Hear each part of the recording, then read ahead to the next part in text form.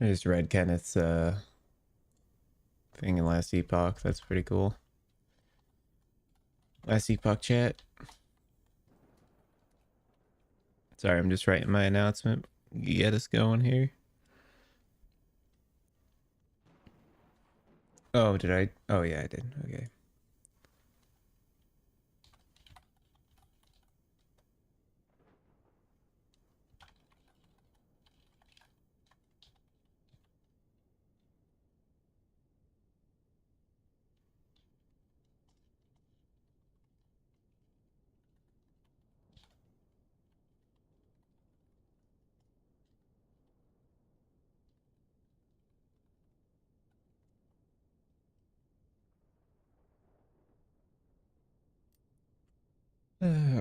Right.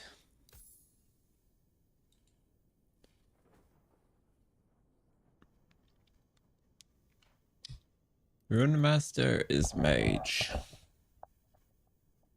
Morning, Ken. I just saw your stuff about Void Knight in the Discord. That's pretty cool. That is pretty cool.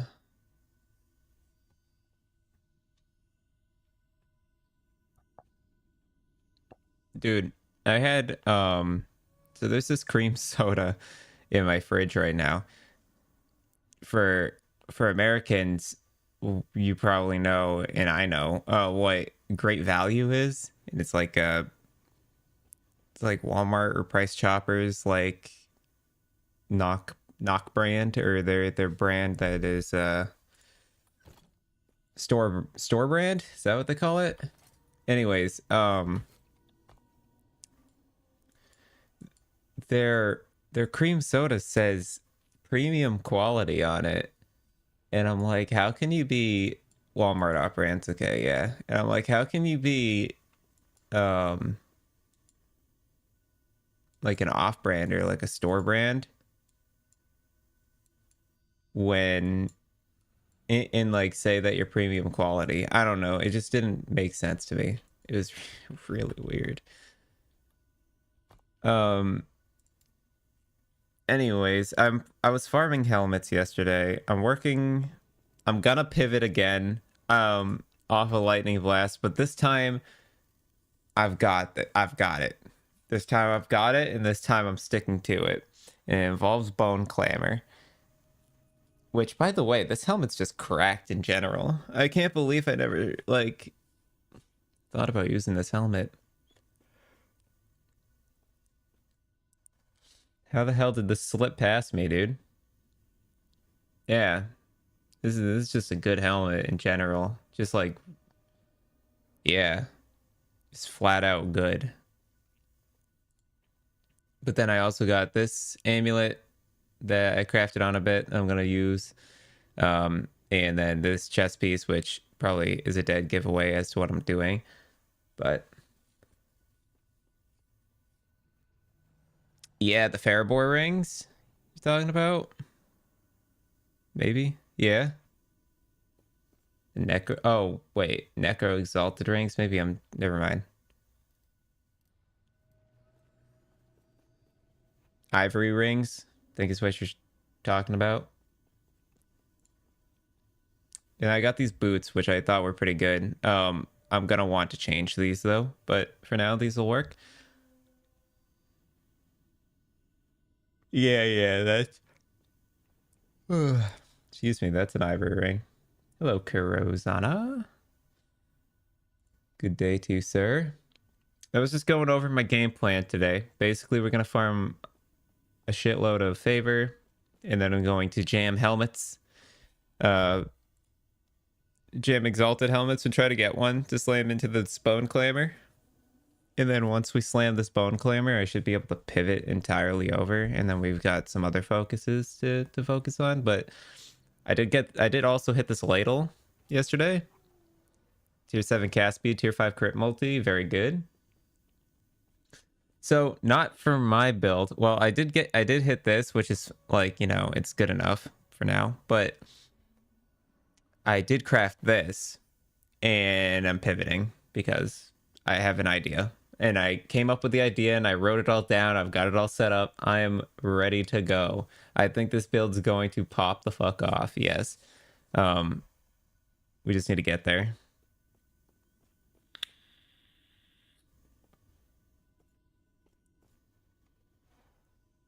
Yeah, the dex ain't gonna do much. It's mainly just because it's got int on it and a lot of good armor. And I was thinking, and obviously the ward regen is good. But if I slam Fireball Pierce onto this plus int, it's goated, right? If I don't slam Fireball Pierce plus int onto this, then still that's still a tier 6 int roll with Fireball, right? Which makes it still better than what a normal helmet could give me, because I need it to be tier 7 Fireball Pierce. It has to be. Absolutely has to be. But yeah, the idea is Fireball Chain Gun. So we've got plans set in motion. Now we just gotta go farm for it. I can't remember where I was farming yesterday. I think I was farming. Excuse me, I'm so sorry. I think I was farming the last ruin yesterday a little bit. But I think today I'm going to farm Reign of Dragons and try to get a better resistance roll. And then, or I could do, actually, I should go do Spirits of Fire and get the grand, oh no, I remember now. I need to get Chance to Shred Fire res over here. And then I need to change, Lagan's Blessing too, but I don't want to do them yet because I want to have pivoted by the time I swap. For the time being, I just want to be able to farm well. So we'll farm Reign of Dragons. Oh, let me pause my video previews before I destroy my bandwidth. Okay. You read the post about blessings? They've got some nice plans for the system. I did not. Care to fill me in a little bit? Took you 3 monoliths with tons of deaths to realize your first monolith modifier was Mark of Death, which lowers all your stats by 20% if you get hit by an enemy. So your character being 20 plus levels under that debuff was an oof moment. I believe it. Yeah. Yeah, Mark for Death is no joke. It's definitely one of the strongest out there. Righto, we're just going to go north. Start our day off with an arena, like real Chads.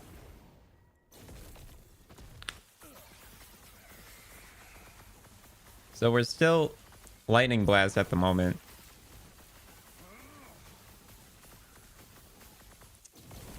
We're not gonna pivot until I slam this helmet. Once I slam the helmet, we'll be able to pivot. But I need Fireball Pierce for the build to kind of work. Otherwise, it's not going to work. Arenas are the easiest. They're just boring. I don't know. There's nothing interesting about an arena. You just sit here and spam your spell until it ends.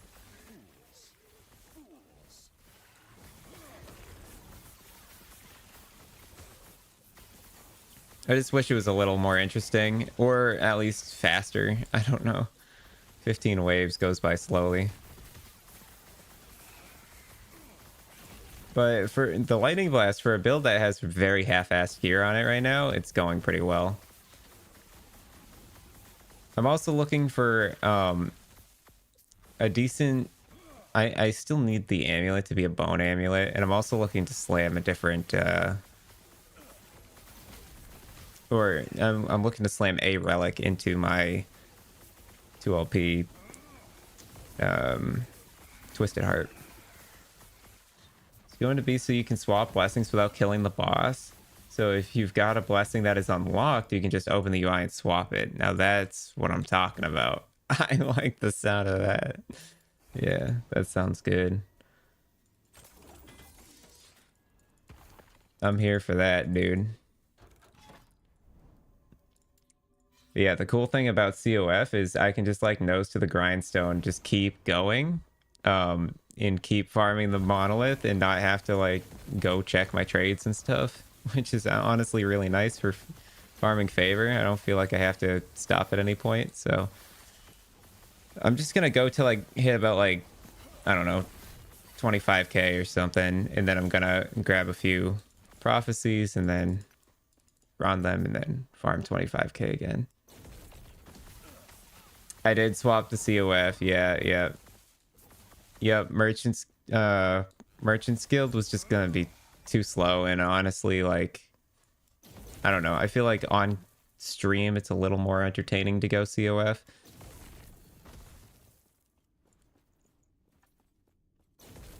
And yeah, less downtime. Plus, honestly, like, dude, for meta gear, it's pure evil to try and make a build in Merchant's Guild if it's meta. It ends up being like literally so expensive, to the point of where like you can't even pay for it. So I was like, I have a better chance of getting some of this stuff by playing COF than I do actually playing Merchant's Guild. So I figured I'd just swap over. It was just making sense to me. So we're looking for tier 7 int on a relic. We're looking for tier 7 int on gloves. Although we do have swaddlings that are really nice. I am leveling up my other swaddlings to see if there's anything better I can hit. I would really like cast speed plus int. Right now I have one with cast speed or int plus shred, which is really nice. It's got tier 7. Oh, that's the boss. It's got tier 7 int plus shred, and it's doing really well. But I would love one with int plus cast speed or something. We'll see.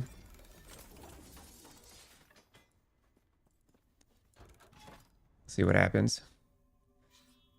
Also for corruption, I'm almost positive this build won't be able to, the way my build is set up right now, which is like not many upgrades at all and not very good, probably can't push past 200 corruption. So we're gonna try and simmer around 200 and not go too much further than that, else things will get a little bit complicated and probably too difficult for me to want to push in that corruption level. So we'll stay around 200 for now.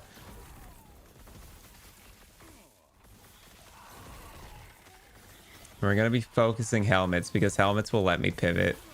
And then we'll focus relics after we get the slam. I'm really hoping we hit the 50-50 on fireball.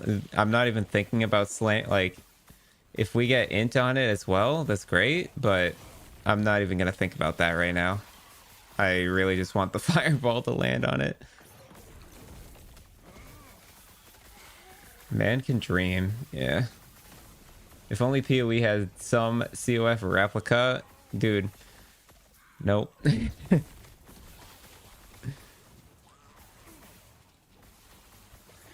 No, see, the Wildwood was COF for them. They brought in COF and they were like, all right, COF done. No more of that in my game.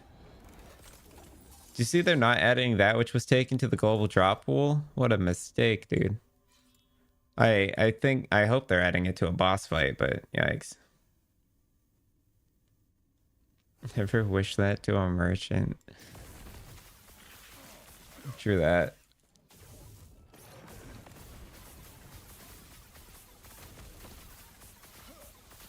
Traders cower in fear. Ooh, 15 attunement. Pick them up, pick them up. So we're leveling swaddlings. We have health regen on this one so far, which is like not what I want at all.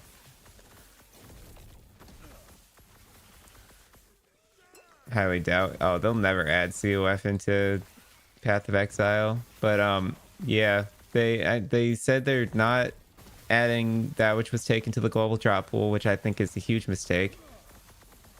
Why would they remove one of the most like beloved jewels that came from the update? I don't know. After this league, dude, PoE's like all the changes that they're making around what Wildwood did was like they're like, oh, we've made a huge mistake and we're backing out. We're like backing out from it, which I think is kind of like lame.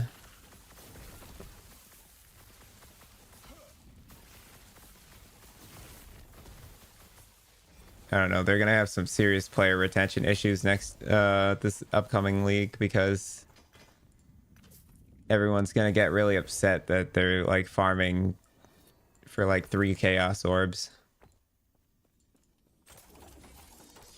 I don't think PoE devs care much about what people like. That's true. Yeah, yeah, dude. They have such a strong philosophy, and that philosophy is gonna get them killed.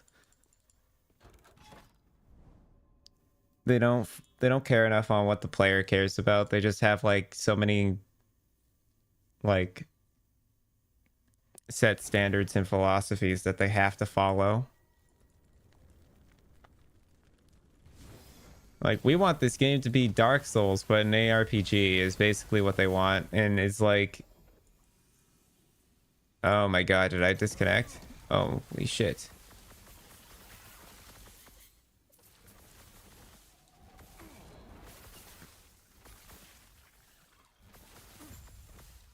You think so? So far they're doing very well.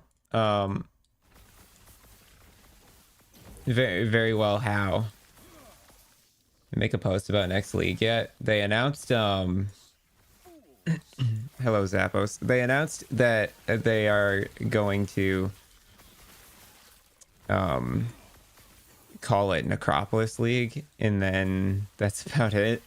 They also told us what they're not bringing to the core pool from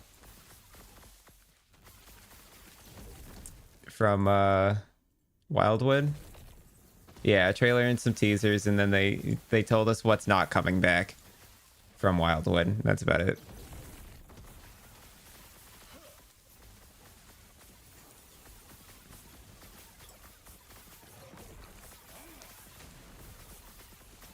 I don't know. I think this next league's gonna have a very low player retention rate, and the fact that like nobody's gonna want that kind of loot.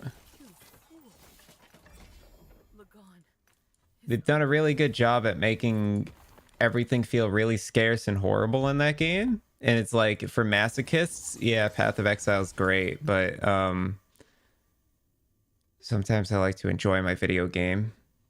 But yeah, I don't know. I've kind of, man, I've overplayed Path of Exile, and the thing about PoE is like, since it is the way I play it, it was so trade dependent. I had one of the richest leagues I've ever had this league. I don't think I'll ever beat it, and so I'm a little concerned with like how other leagues are gonna feel compared to it, and if I'm going to want to actually like spend the time and the effort being a hideout warrior again to get currency to then play the same exact build that I play every league. Like, I don't know. It's less and less appealing to me every single season. Yeah, it's probably not gonna feel. The league's probably not gonna feel great. Yeah, people will always get used to it. It's just a matter of like, are people gonna like it? Like, so I feel like some people are just gonna stop caring about it. I don't know. I agree. I think Affliction was a lot, but I also think that it was a lot because they didn't drop the correct loot, if that makes sense. The problem with Wildwood League was they said, oh, let's just drop literally the most divines you've ever seen in your life. And it's like, great. Tons of rock currency, whatever. But like, even if you're like, you can't drop like a Chevron's wrappings regularly. You know what I mean? In this game, if I need even if I'm merchant skilled, okay, if I need to farm for, say, like a bone clamor, okay, bone clamor is uncommon, or a static shell, you know, that's pretty uncommon as well. It's not like super duper, it's not like on the super rare side of the spectrum, but like I don't know. In this game, it feels like a player can drop a red ring. In Path of Exile, it's like you might spend your entire life playing Path of Exile and never see Mage Blood on the floor. And it just feels like, in my opinion, it's just mainly the like uniques and the way rares function in the game. It just feels terrible. And yes, they did improve the loot rate, mainly only for currency in Path of Exile last league for for affliction. Like most of the time all you saw was like what, scarabs and maps and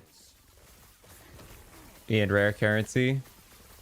And it's like, okay, that's cool, I have more currency. But the problem is like, because the rarity for a lot of items in demand didn't change, it just made everything really expensive.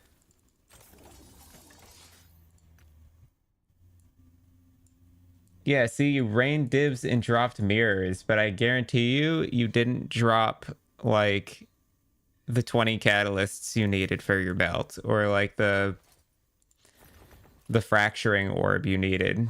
You know what I mean? Like, I don't know, man.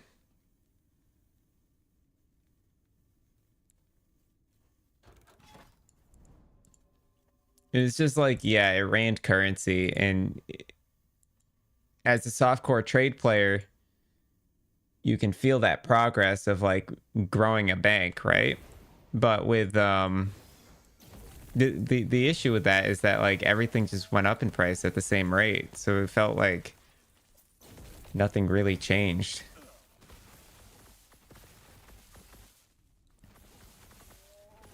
Don't just give me raw currency for me to buy stuff, but drop the actual items. Yes, exactly. I just want to see the items more often. I want it to be possible to say I need this item, I'm going to farm this item. I hate the idea of like solo self-found in Path of Exile.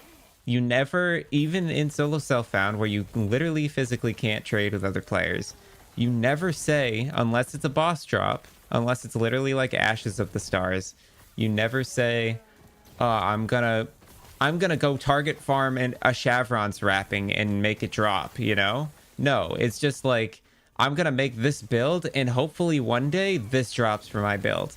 And if not, then these are my alternatives, right? My guaranteed alternatives are always just crafted rares, and then it's like, okay, if like my Chevron's drops or my Cosprey's drops, like excellent, but it's so goddamn rare that it's like, yeah, maybe it happens. Or maybe not. Maybe you go the whole damn league without seeing one. It just feels like everything's not like you can't, the rarity is just too difficult on certain stuff that it's like you straight up can't even like go after that item. You can't. There's no guaranteed way to go after the item. There's no way to target farm it. You actually just have to like give the whim to the game and be like, hey game, fucking do something for me, drop this item for me. Unless it's on a div card, then you can target farm div cards. But even if you're target farming div cards, like those shits are fucking rarer than the regular item half the time. I don't know, it just feels yucky. I've got a lot of problems with Path of Exile lately, and most of it is that I just like, I feel like I have to trade my way into success in that game because there's no way to actually like build your character in that game. You actually just have to like buy everything. Just started Empowered Monos last night with your Necro. It's taking you forever to get through them right now at level 85. I've never played Necro before.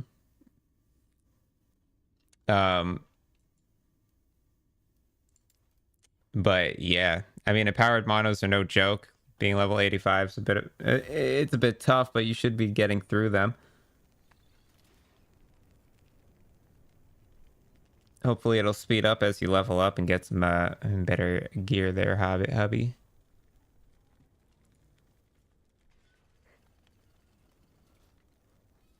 You have other people saying the game is kind of easy and flex about getting Mage Blood first week. Yeah, but see, those aren't the people that are dropping a Mage Blood. Those are the people that are buying a Mage Blood. People that say I got Mage Blood week 1 are not people who are dropping it on the ground. Those are people that are buying it from the market. And it's like, yeah, it's very... I can get a Mage Blood in 1 week as well. I can. I've done it. I've done it in 3 days. I think the fastest Mage Blood I've ever gotten in a league is 3 days. Yeah, it is nothing special to be able to trade your way into like an expensive item if you know what you're doing. But that's the thing. It shouldn't come down to market tactics. At the end of the day, it's a video game about playing the game and making a build that shouldn't revolve around like trading with other players. It should revolve around being able to find it yourself. I don't know. It just feels like I just don't want... Sometimes I just don't want to have to be forced to interact with a market to make progress. Yeah, it's balanced around trading, and I really don't like that it is. I'd really like to see the game feel like I can go out and farm an item and like actually find that item myself. But there's just so much in the game now, dude, that it's like... Yeah, it really has come down to it being quite impossible. Like, dude, the fact that... So, for my league starter, every league, I play Toxic Rain. And the reason I play Toxic Rain is because it's it's easy. It requires no gear whatsoever to function. And you can get to white maps, honestly, with your eyes closed. But the thing is like the one unique you need in that build to like make it actually feel really good is Quill Rain.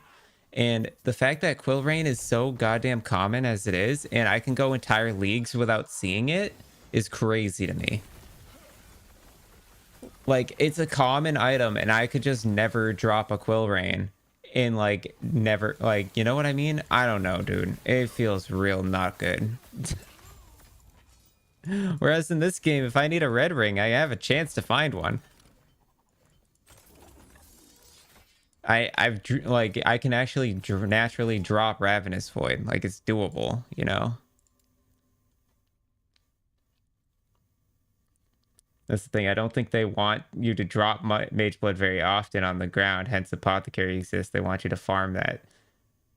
I'm not saying you have to drop Mage Blood. I'm not saying that Mage Blood has to be common enough for the average player to drop it. I'm saying I want there to be a way for me to get my Quill Rain without having to go and buy it.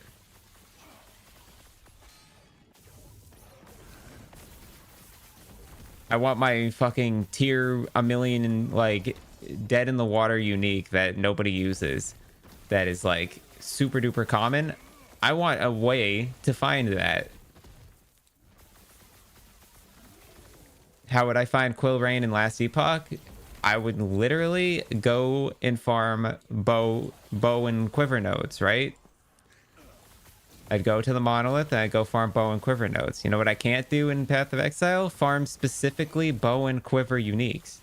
I can't. I can't even farm specifically uniques. I just have to go at it and see what happens. I just have to go into a map, add like fucking quant to it and rarity or whatever, and hope for the best.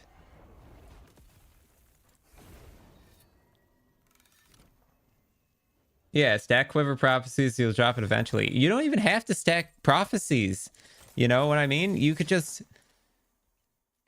you could just click the nodes on the monolith that like say it's gonna it guarantees drops one of these randomly, and then at least I know there's a way to get them, you know.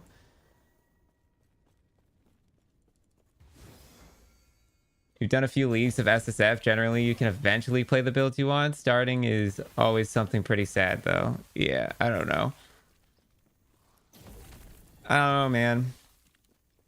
See, that's the thing, though. Like, with SSF, it's like, okay, I would like to play Creeping Frost. Okay, you can play Creeping Frost. Sure, you can make Creeping Frost happen in SSF. Awesome. What you can't do is guarantee yourself that you're going to get a Chevron's wrappings as your chess piece. You know, you might rock a fucking rare chess piece the entire league, you know? Because you just never come across it. Or you'll end up running like a Frost Tomb or something. Or just like something... Now, I know Chevrons is a bad example because you can target farm Chevrons because there's a div card for it, but it's just an example. Like, an item without a div card is like, there's a chance you never see it.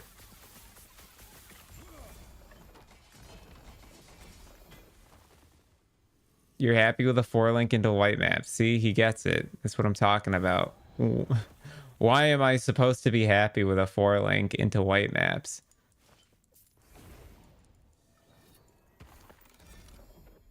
I play ARPGs to have fun and to relax. I don't play them to stress out about things not going my way all the time. I don't know if you've noticed this, but Path of Exile's whole shtick is that nothing's supposed to go your way. Everything's supposed to be hard. And it's supposed to feel horrible. I don't know. It just doesn't feel fun. And it feels like every single league, they're making it less and less fun. Wildwood was great for currency, don't get me wrong, but did it like actually add anything that was fun to the game? I felt like I was just grinding maps again.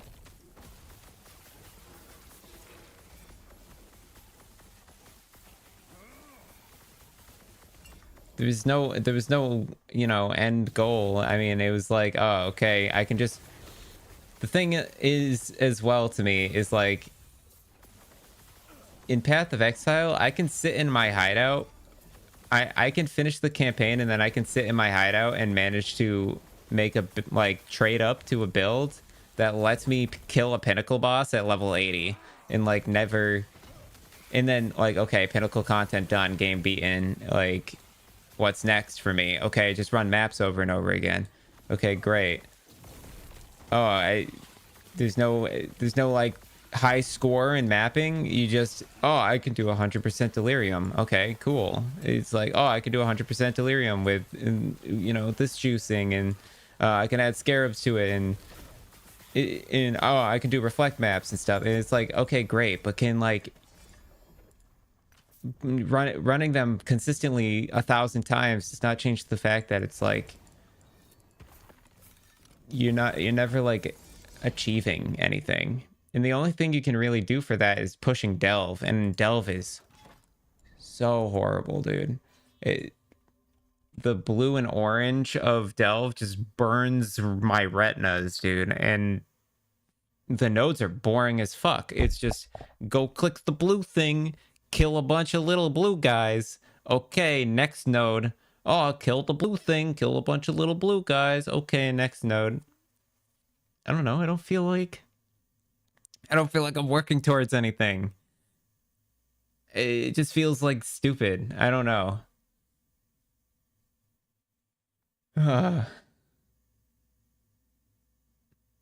Yeah, dude. Your maps drop more now. Thanks, Wildwood.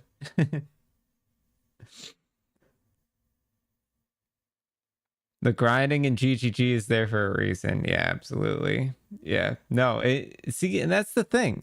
PoE, for what they're doing, oh, they're doing a great job. Let me tell you. If their goal is to make an infuriating video game, they are pulling it off. Shooting Star is pulling it off. But I'm not here for that. That's not what I enjoy doing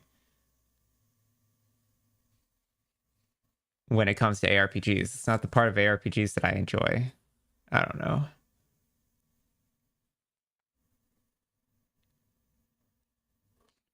The last few leagues Delves meta looked like. You enjoyed the few you did, which were 100% offense, 0 defense. Yeah, it's basically the opposite now. It's 100% defense, 0 offense. To heavy breathing, but it would be the only way to go forward. Yeah, now it's actually the complete opposite. Now it's like you deal like 10k DPS, but you'll never die.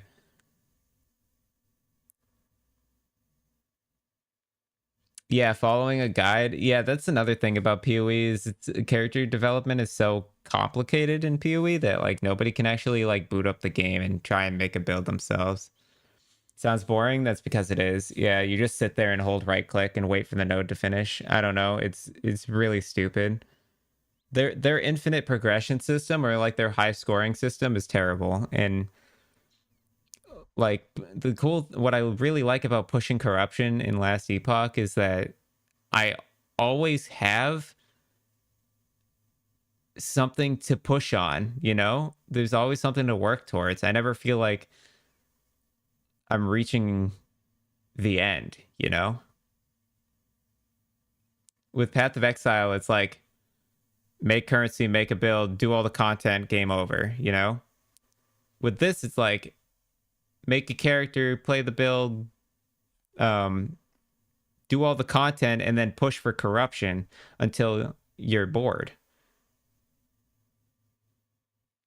With PoE, it's just like all of their content is flat capped. There's no like growth to it. Even Toda, dude, they brought in like a ranking system for once into Path of Exile for the first time in a while, and it was Toda. And even Toda had a cap. Even Toda, they capped at 2k. They were like, oh, we're just gonna okay, you got to 2k ranking, it's no longer gonna scale. And it's like, oh, that's so sucky because in Last Epoch, dude, they don't give a fuck. In Last Epoch, they're like, dude, if you can do this ridiculously hard content, you deserve to be able to get ridiculous amounts of loot, you know? The fact that I can actually have a chance of pushing to like 2,000, 3,000 corruption in that 2,000, 3,000 corruption, I'm going to see like 2,000, 3,000 times the amount of like loot is so dope. But you can't do that in PoE. In PoE, it's just always the same drop rate. And they're like, you can like boost your maps for like 100% increased loot. I mean, Last Epoch, it's like, if you get to 1,000 corruption, dude, the loot you're gonna see is going to blow your mind.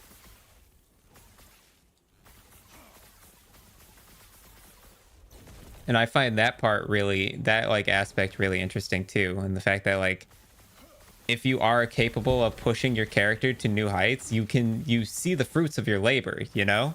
I feel like I'm working towards something and like getting benefits from it. And I see it all the time too. Sorry, I'm not reading the message, by the way. I will read it in a second. I'm just ranting like crazy right now. But I'd also like to mention too, like, when it comes to mapping and looting,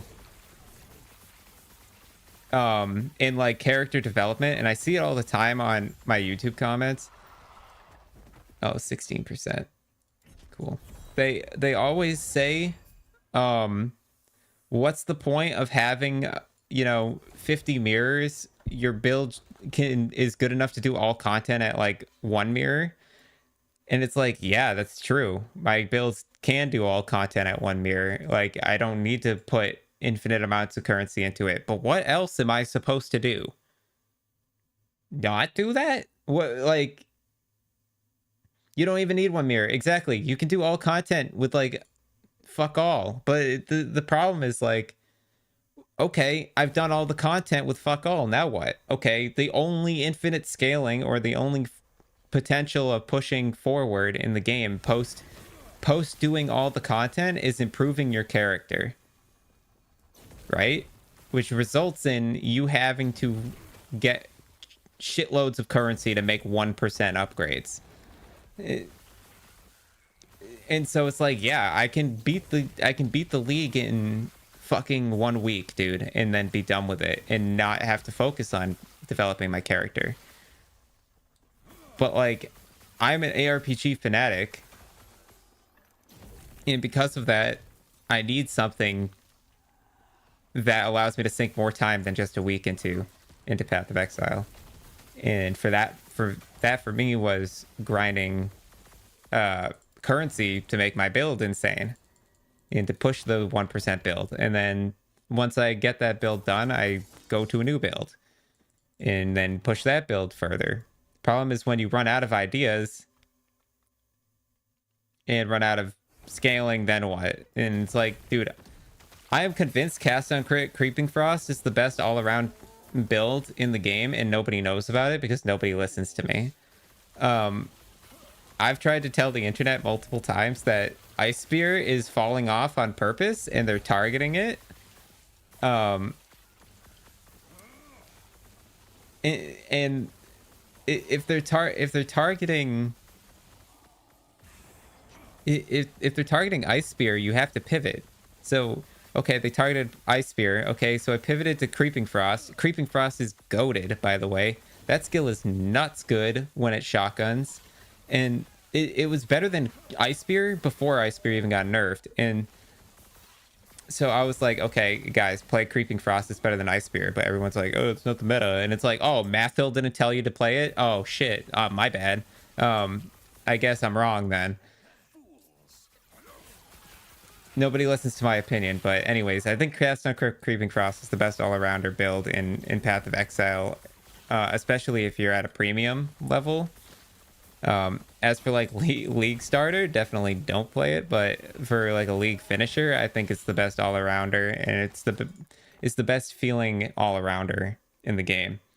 Can map, can boss, is tanky, is offensive. It just all around it feels amazing. But because I've discovered that build, nothing else feels as good, and therefore I have ran out of inspiration and motivation to make any other builds in the game.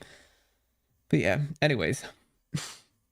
You do like building characters in PoE, but yeah, a lot of the times the content feels miles wide but inches deep. Yep. You play melee and cry, absolutely, unless you're delving and playing Bone Chatter.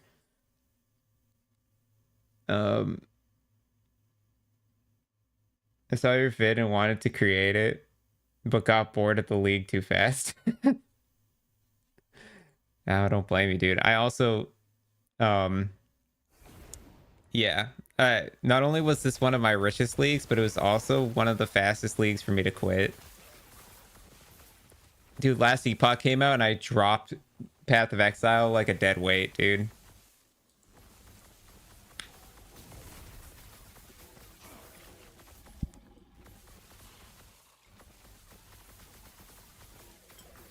So by the way, for next Path of Exile League, I'm almost positive I might be doing solo self-found. As somebody who started growing on YouTube through market tactics and market strategies and softcore trade strategies on YouTube, I'm genuinely thinking about doing solo self-found because I am so pissed off. And I don't know. I might not even play the league. I just don't think I'm gonna put enough time into it this time around to like make softcore trade work for me. Like, I don't think I'm gonna compete for a mirror tier item this league. I don't want to spend 16 hours a day for 7 days straight stress-induced grinding to make sure that I can get my mirror tier items so that the rest of the league can be solved for me, so that I can stop stressing for the rest of the league. Like, I don't want to do that. And it doesn't sound fun to me to do that again. I've done it so many times. It's so goddamn tedious to do that. I open stack decks because it works, not because it's fun. I actually can't stand doing that. I get so goddamn bored of it. If I didn't, and so like things like streaming it, like dude, last league I tried streaming opening stack decks and I was like, holy fuck, I am so bored. Usually I put on a TV show or something so that I don't have to like put all my attention into it.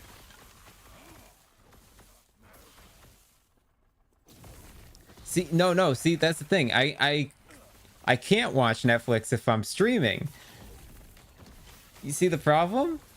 I uh, I just can't. I don't know. It just, oh god, it feels so bad.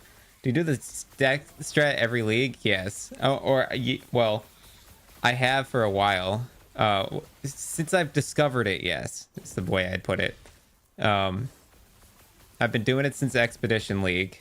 Curiosity is a child. Oh, thanks for the follow. You actually have good takes, GG. Nice to see a fellow COF dude. Hell yeah. Hello, Imbue. Imbue Hatred. What up, brother? Or sister, I don't discriminate. I don't know, man. Yeah, I've been doing the deck strat for a while, and safe to say it doesn't get any easier. It just feels worse every time. It's like, oh, time to drag my nails across the chalkboard for a week straight. Oh, time to drag my nails across the fucking chalkboard again for a week straight, so that I can then maybe play the game and run maps and kill content. And then it's like, oh, wait a minute, I've done this 100,000 times already. Like, fuck me, this is so boring. What's good? I've been watching on YouTube and just came to say hi. Cool build too. Gonna run some errands, but I hope you drop a 2LP red ring. Hey, I appreciate it. Imbue Hatred. Thanks for stopping in, man. Hopefully I'll see you around soon enough. And thanks for checking out the YouTube content. Enjoy your errands. Hope they go well.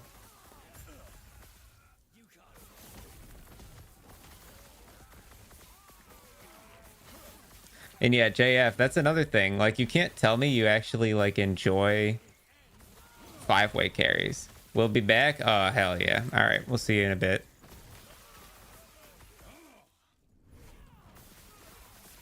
Five-way carries is just hold right-click and wait for money to enter your fucking bank account, right? It's just like... I don't know. Fuck. It's everything in PoE is so scientific.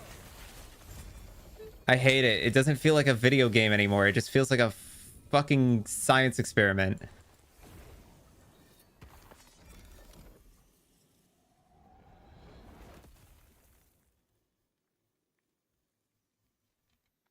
God damn. Rant over. I'm guessing that, yeah. So see, I'm actually super excited for PoE 2. I think I'll be playing a lot of PoE 2. But yeah, PoE 1 is leaving the station for me, man. I'm getting drained from that game real quick. I played it for over a couple of years now, and it's starting to feel real bad to keep coming back to that game. It was fun in Legion. Now it's a means to an end. Exactly. It's just a fucking vessel now to get to a goal.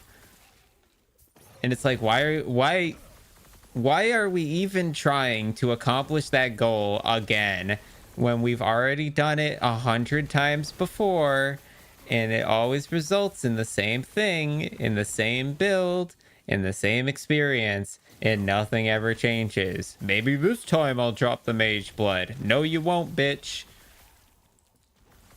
Nothing's changing. It's just gonna be the same fucking thing again.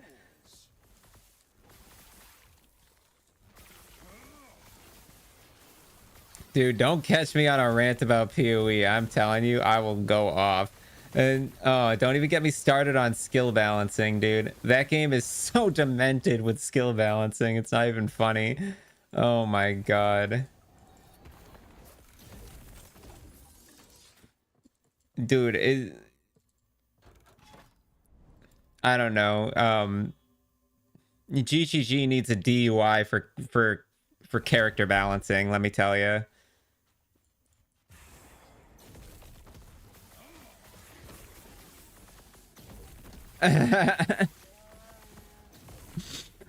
Look, man. There are things I do like about PoE. I love the character progression. I love the idea that you can put a very large amount of integration into the character development and making your character feel like a god. They have nailed down creativity when it comes to character designing, and like for the most part there is a large amount of build diversity, but the balancing is so shit. But the actual experience of making a character and min-maxing the fuck out of it, like there is a lot to enjoy about how far you can push a character in that game and just how infinitely strong you can become in that game. But that being said, there's only so many times you can do that before you figure out the perfect build, right? And then it's like, okay, then what am I playing for? Okay, maybe a different build. Okay, well, sorry, but all the other builds are going to feel worse than the one you played, so what's the point? Knock, knock. Oh, hi, Elon. I'm just ranting about Path of Exile over here. You actually got a Mage Blood 2 leagues ago from a Reliquary Key? Yeah. Me too. Funny you say that.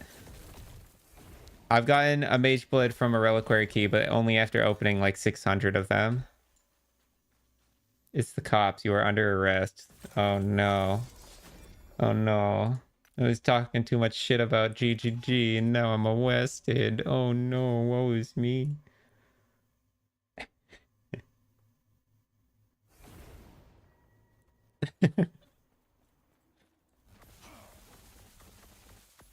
Yeah, make the skill go as hard as it can.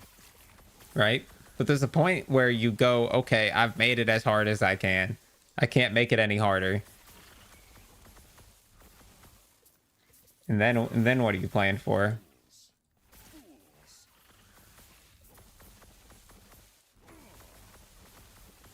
All right, Elon. All ready with this?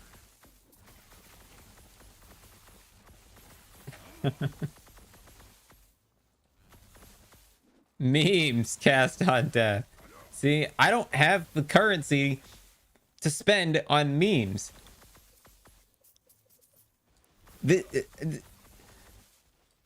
In last Epoch, I've already made like 6 or 7 builds. And I've barely spent a goddamn dime on any of them, right? With PoE, it's like, oh, you have a kooky crazy idea that you want to experiment with? Okay, goodbye your whole bank. Hope it goes well, you know? Oh, it didn't go well? Damn, well all your gear is not meta and won't resell. Looks like you're shit out of luck. Sorry.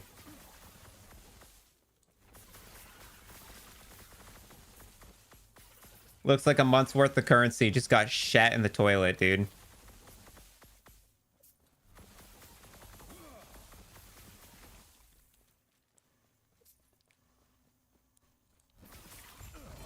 Yeah, I've just played too many builds in that game, I think.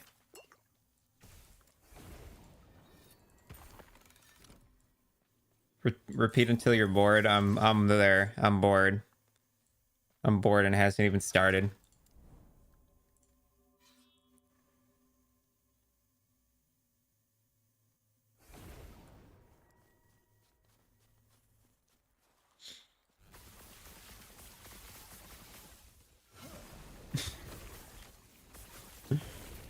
It's when you just go back into the 5-way salt mine. You just close your eyes and make currency. Yeah. Yeah, I don't know, man. I'm like, what? Is this week 3 of last Epoch's League being out? And I'm still like absolutely addicted. My video about Wildwood being secretly bad is hell of a great video. I got some flack for that one, dude.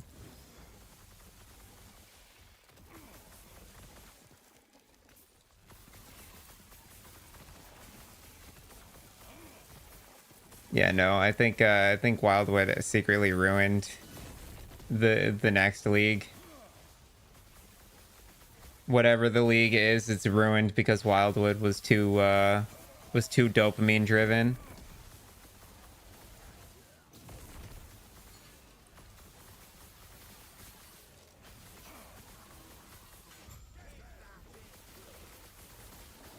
But yeah, I'm 3 weeks into last Epoch and don't feel like stopping anytime soon. Like I still feel like I'm having so much fun with this game, you know?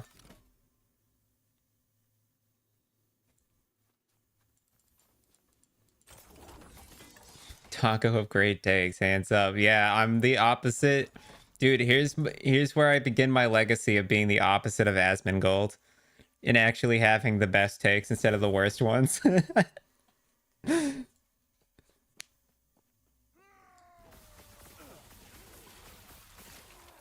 Min-maxing the same two characters in last Epoch and doing so daily. Yeah, see, I still haven't found like the build that I want to like min-max, but I think this fireball build idea, I think I'm going, so I kind of min-maxed Spark Charge Spellblade, but I honestly think it could still be made better. But I was kind of like, I kind of wanted something new. Mainly because Spark Charge is a build I played before the launch of last Epoch as well. Like, it's not something that I played. It's not something new that I like discovered when the game came out.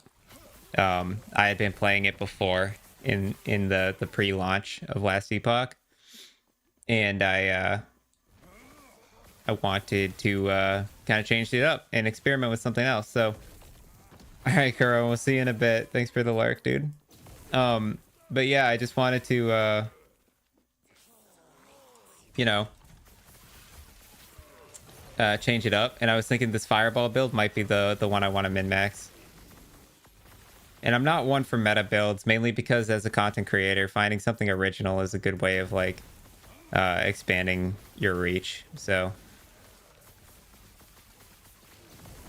I didn't really want to go too hard into a meta build, but looking at meta builds did teach me a thing or two about creating Runemaster builds. I did learn a lot about how to make a Runemaster, so I actually have an idea of what I'm doing now.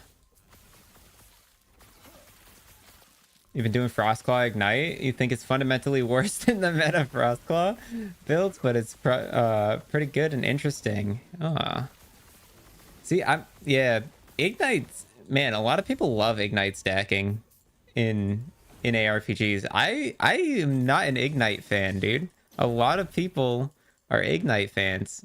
I don't know if you've noticed that, but like, I feel like in this game and in PoE, Ignite is like always been something that people are weirdly fascinated with. Number gets big.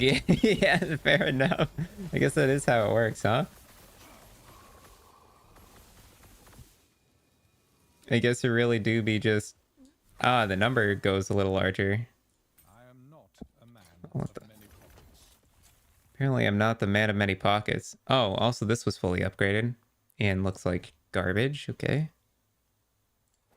Put on some new ones. Yeah, I don't know, man. For me, Ignite is just like, things catch on fire and over time they die. I'm not much for a damage over time build in general.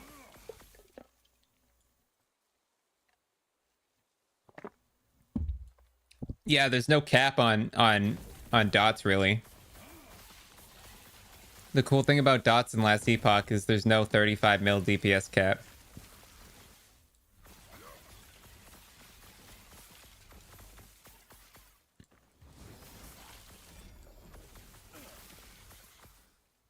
Which again is another thing they're fixing in PoE 2, but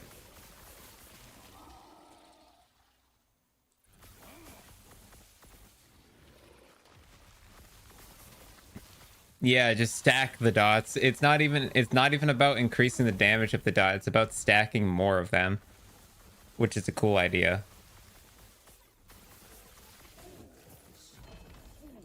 Why increase the damage? Why double the damage of my ignite when instead I can just apply 3 ignites? That's just triple the damage, right?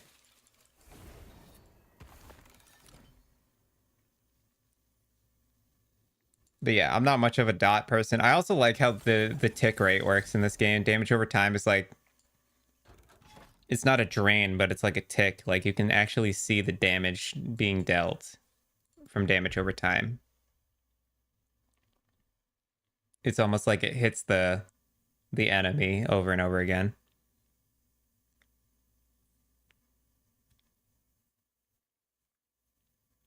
We'll see what happens. I think PoE 2 is going to be an excellent game. I think it's going to be different than PoE 1, and I feel like a lot of people aren't going to like it for that reason, but I do think it's going to be good. Instead of X% chance, I get a different affix called Moo Does the Cow, and I still do the same amount of time to kill. I still wouldn't mind, I think. The whole how does affix selection affects my build is easier to understand in the last epoch. Yes. No, I think I get the idea of what you're saying.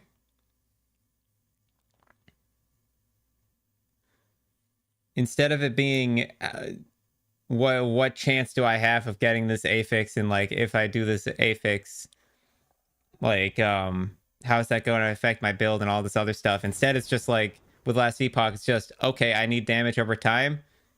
Increase damage over time affix. Boom, done, you know? I get that. It's way more straightforward.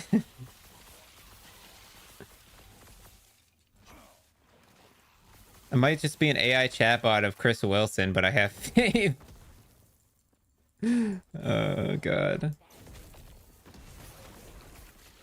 Yep. All we can do is wait and see. Wait and see and hope and pray.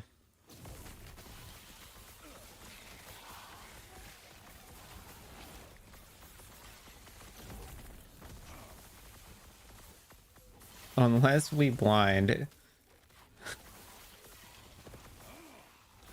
Oh, Elin, we've been blind for a while now.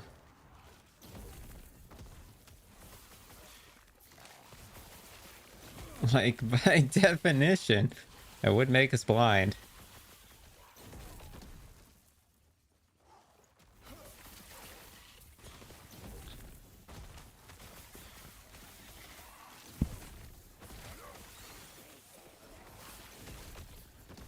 Yeah, we'll see what happens. I think it is cool that they're like trying to tie up the story with oh, that was the boss.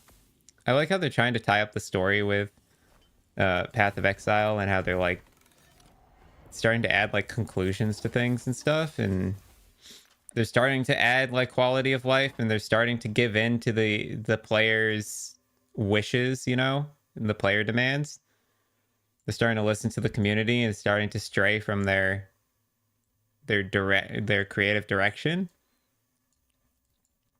And the thing is like when you look at Path of Exile, you just got to remember that even though they have a philosophy, I don't think Chris Wilson ever expected his game to be this popular, you know, when he was first making it. I don't think that was ever part of like his experiment. I think he just wanted Diablo 2 to be better, you know?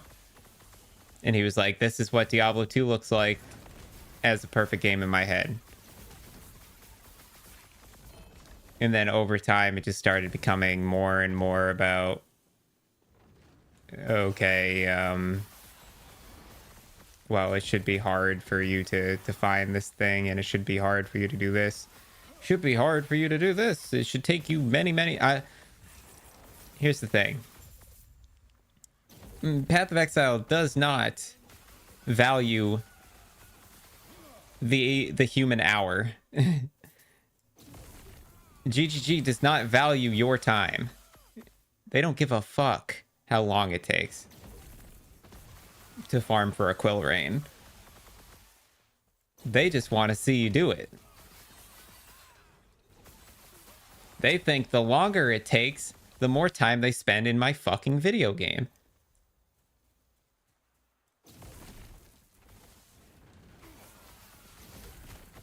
Like in the bottom line, GGG right now needs to make money. I still think GGG thinks the better the game they make, the better the money they see.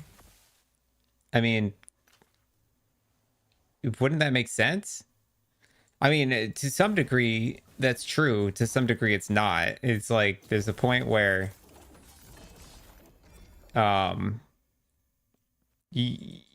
only so many people are going to care about cosmetics, right? In stash tabs. But the more people that play, the more people that need to buy stash tabs, the more money they're going to make. So ultimately, making a better game that has people wanting to play it, like, matters. You know? I still to this day was buying like stash tabs from GGG. Like, I think in Wildwood League I bought 2 stash tabs.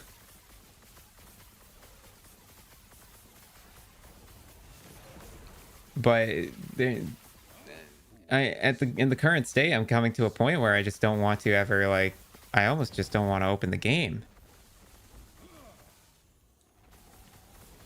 Chris's version of the game has no drop. Dude, Chris's version of the game is ruthless mode. That's the thing. And that is not okay.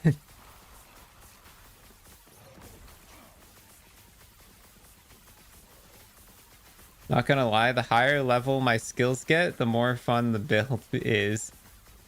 Are you talking about the Void Knight build, Ken?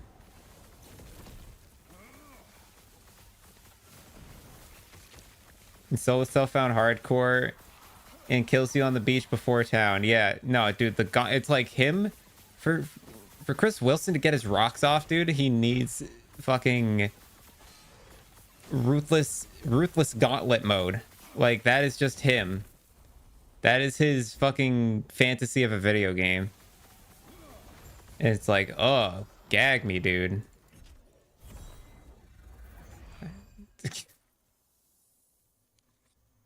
You're at about $20 a month. I don't even know if I'm pushing that, honestly, for Path of Exile. I think I'm like $20 a league, maybe. Sometimes I don't spend money in a league.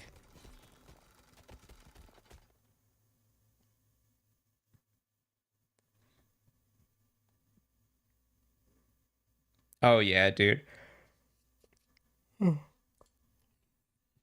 Certain skills definitely get power from the actual. Oh, I shouldn't have done that, just in case.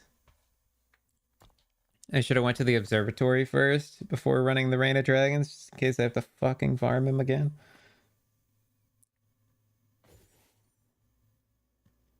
Yeah, no doubt. I see, that's not what bugs me. I think we're more just talking about what their ultimate goal is, right? Their ultimate goal is to make money off the game. It makes sense. That's what all game companies do. Like, you can't get mad at the fact that people are making money off of their video game, even if it is free to play.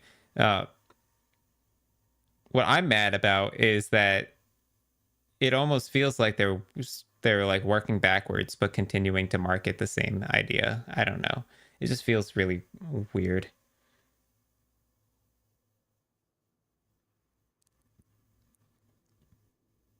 You're fed up, dude? I'm almost up to my 3rd level 100 right now. It's starting to get easier to level up. I don't know. See, Elon, COF makes leveling like a blink of the eye fast. It's crazy. Because you get the like double XP books.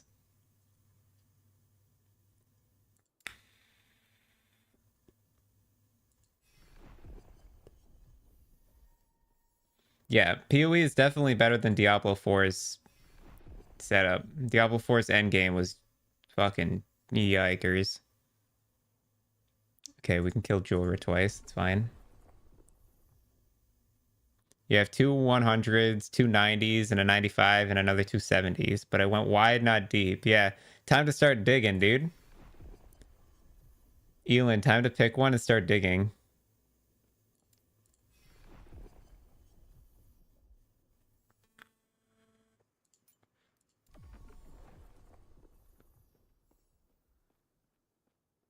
Age of Winter. Gonna go kill Hyarat. Okay. So we gotta kill Leath, which is what we're gonna start with. Which, she's over here, right? Yeah.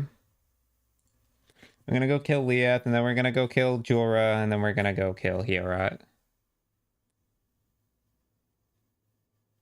Nah, cycle 2 will bring new stuff. Oh, Elin, you're done? Come on, man. Fucking start digging deep. Start shoveling, dude. Pick a build and start digging. What builds have you even made, Elin? I see some of the gear that you sent me, but I never actually know what the builds are.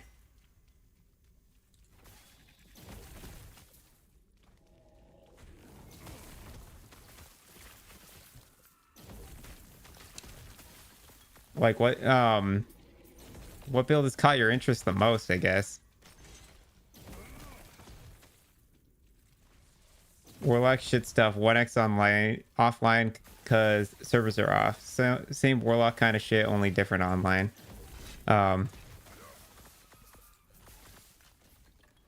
Is Warlock like that class that you want to specialize in?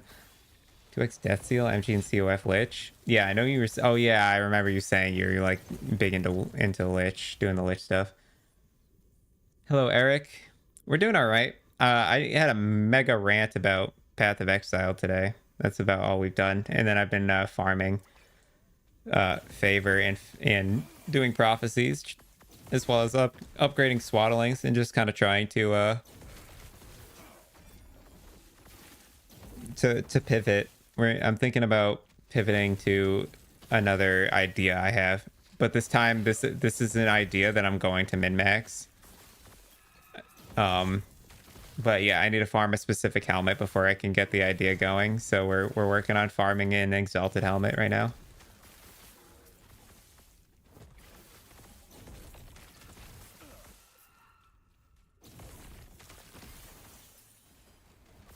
Most of the rolls suck again. Sag. Dude, my 2LP ladle with crit multi and cast speed is like goated. It's actually got amazing rolls. Elin, I don't know, I would push the liches further, or maybe werebear. I cold out. Well, the problem with cold out werebear is it's been around for so long. I feel like you probably already min-maxed that build if you played long before the game came out, right? How many times do I have to kill her? Twice, okay.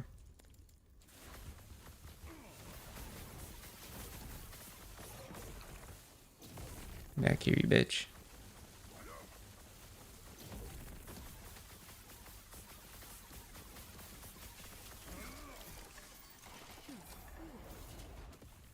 Lagan is unpredictable.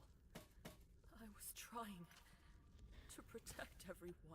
And the search continues. Mana. YOLO, am I right? Yeah, didn't even come close. The 32 FP isn't gonna cut it. 44 might though.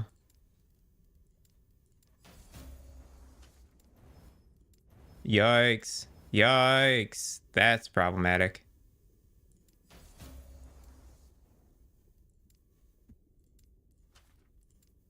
Shit. Oh well. Let me restart this fight. The game is still the same. It was fun, loads of new shit. I'm not saying I couldn't press on, but the itch to do so is gone now. It's just applying force versus burnout, so it's done. Fair enough. PoE still has some time till league, so we probably still play, but it's just like end of league vibe. I get that. See, I'm not even close to that. But I can understand since you have played so much of last Epoch before it came out, so I can understand why you're getting burned out. And that drying cantrip. Feels like corruption has 0 factor on ladle drop rate. Yeah, the drop rate on the frickin' what's it called? Lagan, The Exile mage is a bit weird, huh? I was trying. What specs have I tried so far? I've done... So right now I'm doing Lightning Blast Runemaster. I've also done Frostclaw Runemaster until I figured out how meta it was. I've done Fireball Sork, Meteor Sork, Cast on Crit Meteor Sork, Hard Cast Meteor Sork, Wrong Warp Meteor Sork, Mana Guardian Sork, Lightning Blast, or Spark Charge, Lightning on hit Spellblade, and a little bit of Shadow Strike, but didn't get far in Shadow Strike. I barely touched it, honestly. But yeah, that's about it. I did a lot of Sork experimenting. Didn't really come into anything.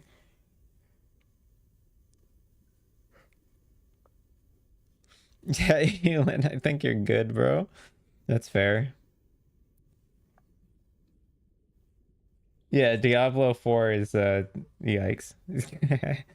Sorry, I'm not trying to go click my pedestals, my Lilith pedestals for the 100th time. Hand grenade pins in every line. Going out of my fucking mind.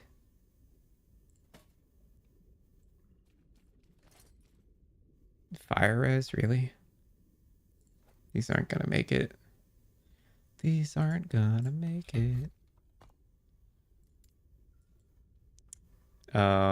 We then needed to go Temporal Sanctum next.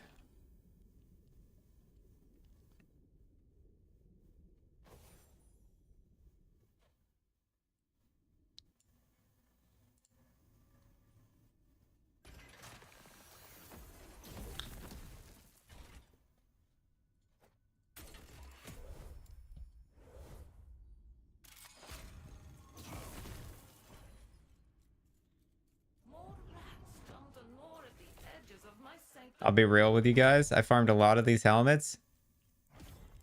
Fireball Pierce chance is pretty rare. I haven't seen it even tier 6 yet, let alone tier 7. Oh, I also figured something out, by the way. Y'all are gonna like to see this. Wait till you see this bug that I figured out. Okay. See that?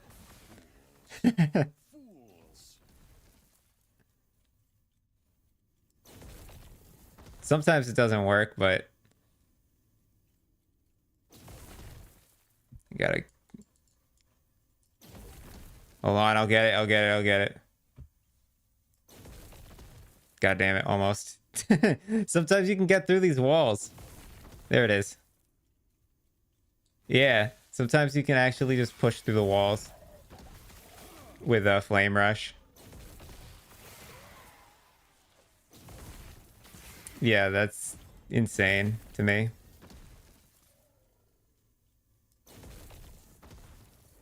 That's definitely not intended. If you have displace on runic invocation, never works with... Yeah, it does not work with teleport. I knew that much.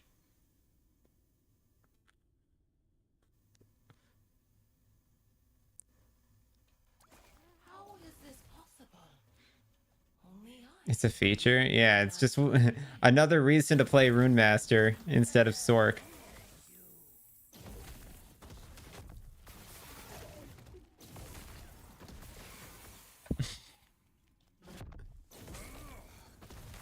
Not a bug, just a feature.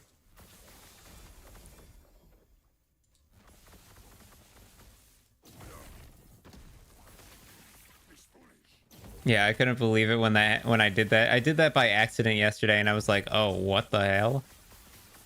You can do that?"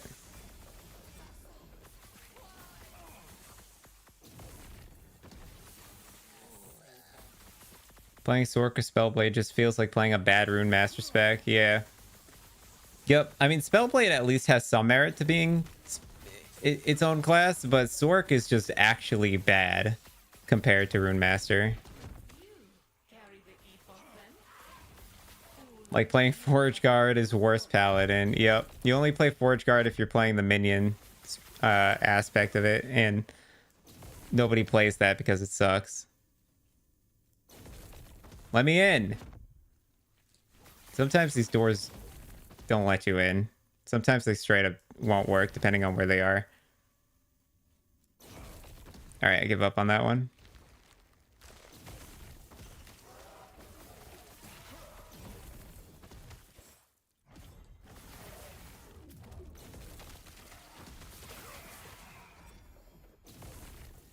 Rive Healing Hands. Yep. Rive Healing Hands cracked.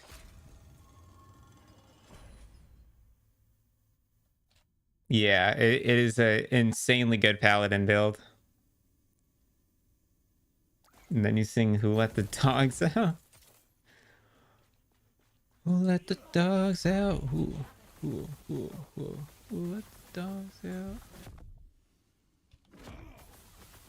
Future cannot be denied.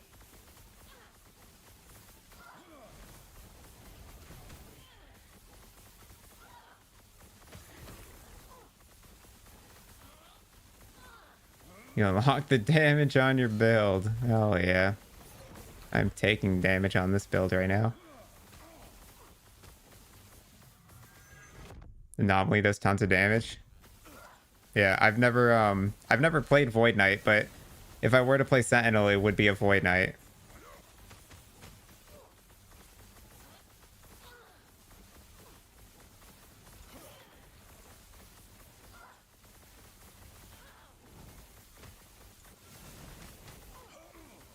Thank God I dodged that.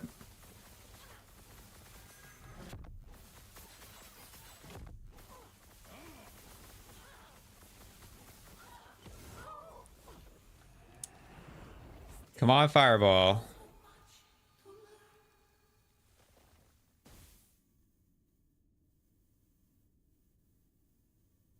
Come on.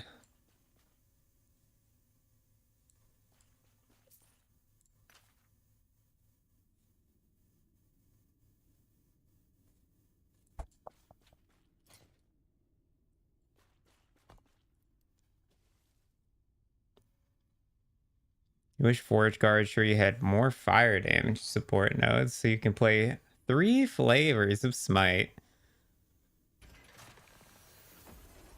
Is Smite Forge Guard only? I've never touched Sentinel, so I don't know. Excuse me. I don't know how that feels. Or like how the skills are laid out. We did get cast speed on this. Who dares intrude upon my research? No matter. They cannot reach me. Forge Guard is not a class.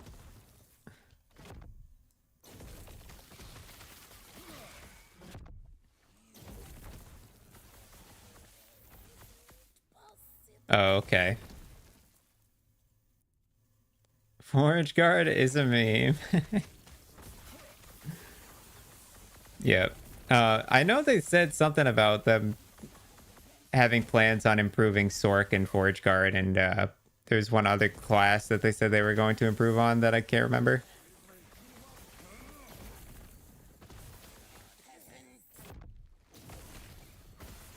But to help them, like, they were gonna like rework them to help them compete with the other classes, which is cool. We like to see balance changes. Now let me through this one, please. There we go. Oh yeah, just gotta give him some time.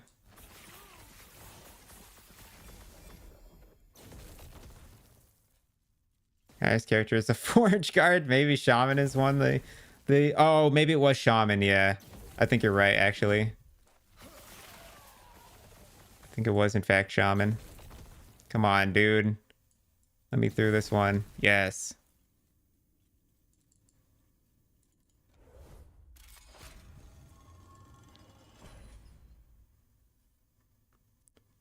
It'll be a rewrite of some sort.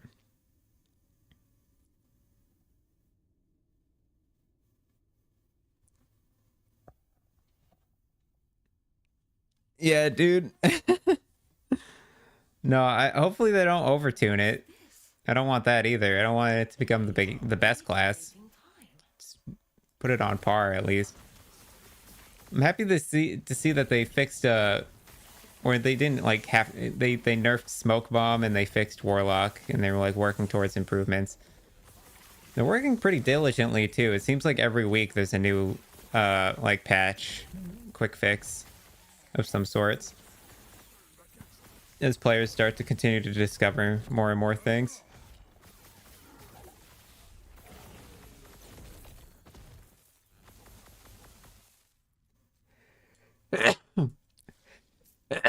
Ooh, the double sneeze.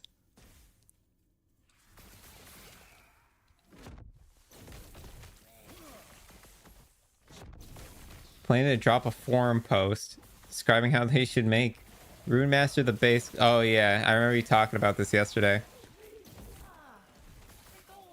Just make Runemaster the base for the rest. It's an interesting idea for sure. Doesn't matter what you want, it's semi on purpose to make you try new things. Yeah, I mean it's a rework, right? So that it gives you the opportunity to play new things before they have to add new things. It's like cheating in more content, in a sense. Come on, I know I can get through this one. I haven't mastered getting through these doors yet. All right, fine. There's no real reason to do it anyways. Let's go around to this one. Oh, which is also blocked.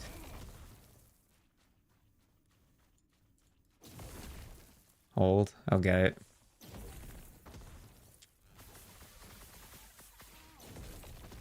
Come on, game.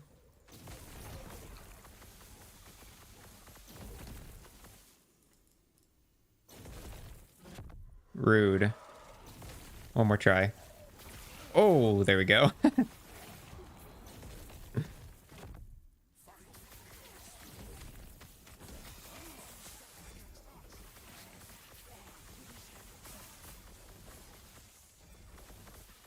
Really forced my way on that one.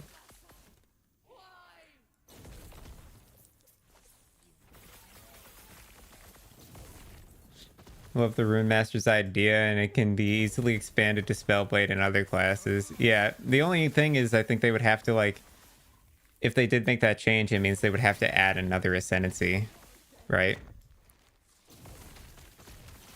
So that there's 3 in each one, because right now there's 3 in each one, but they would have to add it. If they made Runemaster the main, like, if they made Runemaster how Mage functions as a whole, they would have to replace Runemaster with something else.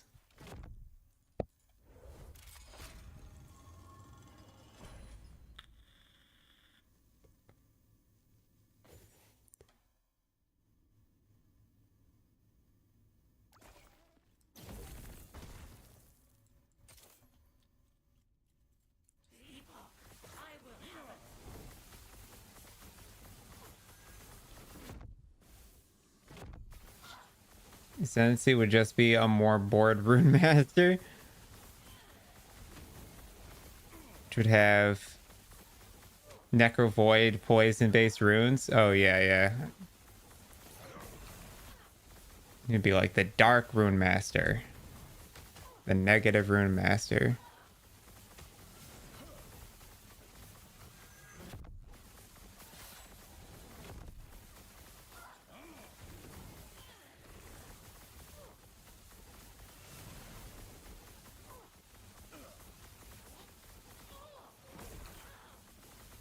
Yeah, that would be a cool idea.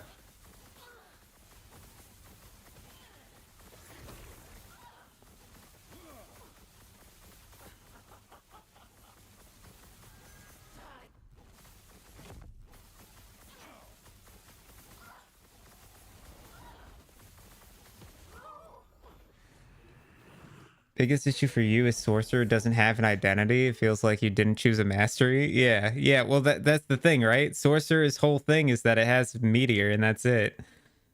It doesn't have an identity. It's just meteor. I think the whole idea behind Sork was to like be like, oh, if you're casting really high expensive spells and slow spells, like you get a ton of power from it. But the problem is Sork only has like one spell that costs more than 40 mana, and all their stuff revolves around that. Something darkness Runemaster. Yeah. Yep. Couldn't have said it better myself. These aren't fireball. Damn it.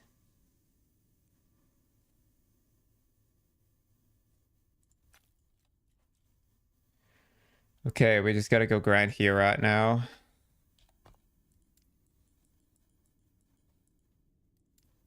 The Age of Winter.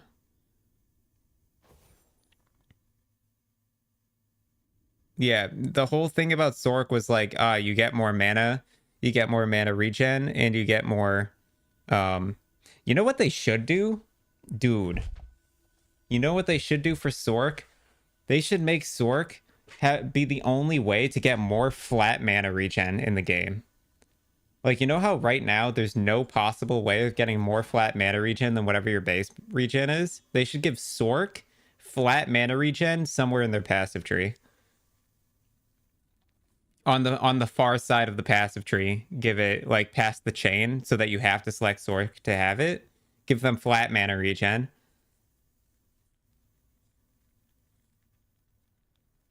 Yeah, dude, that's the other thing I was thinking of was like give Sork water elemental, dude. Give Sork flat regen and water elemental. I'm telling you. Problem solved.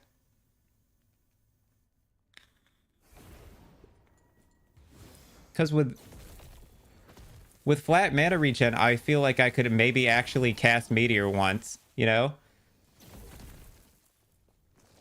And then Water Elemental gives me use for all this minion shit I pick up all the time. Best I can do for you is bag of dicks. All I can do, bag of dicks. Sorry. Here you go. Here's the bag of dicks.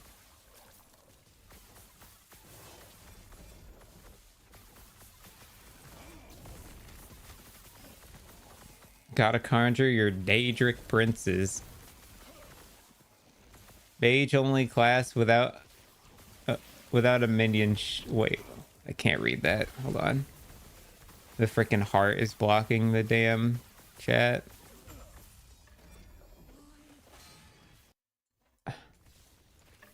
Please. Mage only class without a minion shit. Yeah. Yeah, give me my minion on mage, please. Put it in Sork. Let me conjure Zelda.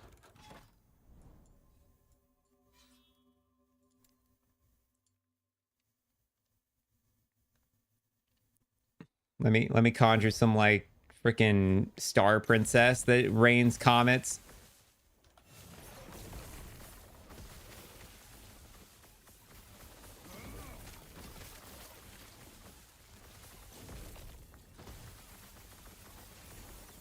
Or a water elemental, you know.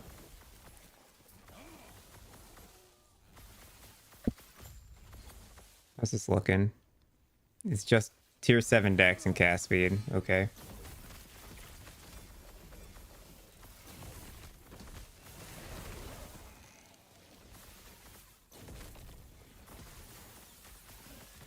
Yeah, dude. I think elementals is an easy way to make Sork have an identity. And then if you want to expand on it, give them flat fucking mana regen in the tree so that they can cast Meteor. Because as it stands right now, you can't just give us this epic spell and then say there's no way in the game to cast it normally. Like, I'm playing the class that's made to cast that spell, and I can't. Clearly something's incorrect here.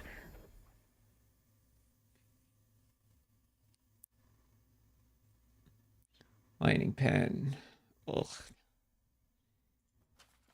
Okay.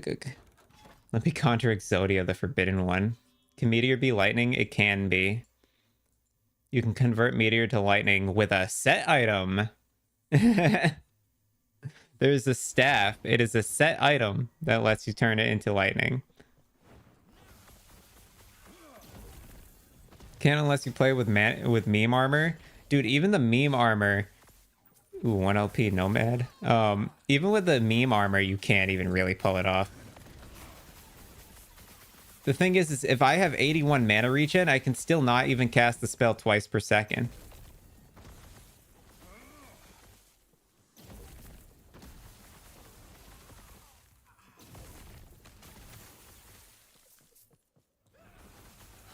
Like, clearly something's not okay about that.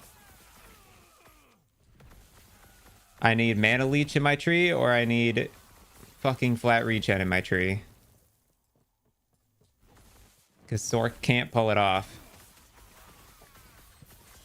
Just make it like a BFG and screen cleaner. Yeah, exactly. Just big fucking rock. I want to play big fucking rock, but big fucking rock can't be cast often enough to make it my main skill. Nobody wants to play Meteor as a side chick, dude. 10k is not a finisher spell. It's not even close.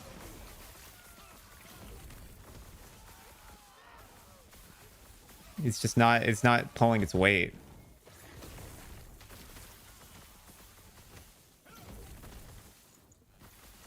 I need more out of it. I am not a man of many pockets. Peepo knows. Zorg should become a Swifty and just shake it off.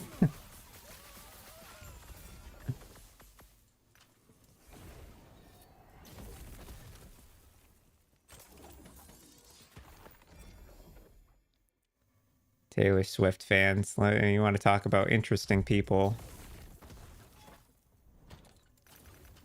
Let's talk about Taylor Swift fans. What's going on in your head? What makes you like Taylor Swift? Damn, this thing fell apart. These ones are junk. That one is junk.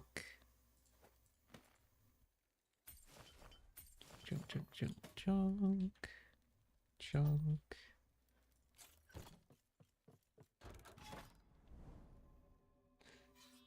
It's because it messes up your Spotify algorithm. Yeah, you listen to her once and all of a sudden Spotify's like, oh, you're a Swiftie. You've been to the Eras tour? You have 3 daughters? Oh, well, that's different. Look, I'm saying if you're a Taylor Swift fan and a guy, and I'm talking about like when I say and a guy, I'm talking about like self-identified guy. Like, you know, it's fine to identify as somebody else, whoever you want. I don't care. And you know, no skin off my bones, not changing my life, etc., etc. But like, I've got some questions if you self-identify as a man and fucking like Taylor Swift. I just want to know. Speaks the virtual dog. Oh, I'm gonna die.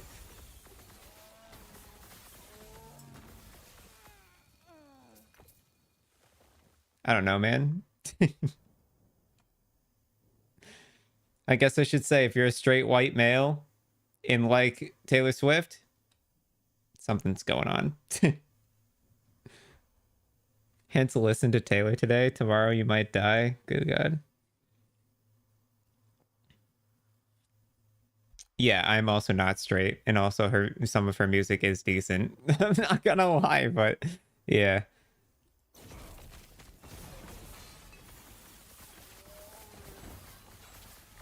Nope, I am a big LGBT ally, no doubt. But straight white American male, I must like if you like Taylor Swift and you're a straight white American male, okay? Either you either have children who got you into it, and then you start listening to it's either catchy and stuck in your head, and that's what like makes you like it, or you've been conditioned to like it. That not happening. That's not a thing. Yeah, yeah.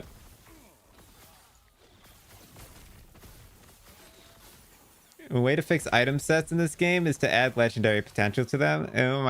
That might break them. That's the problem. That might make them a little too good.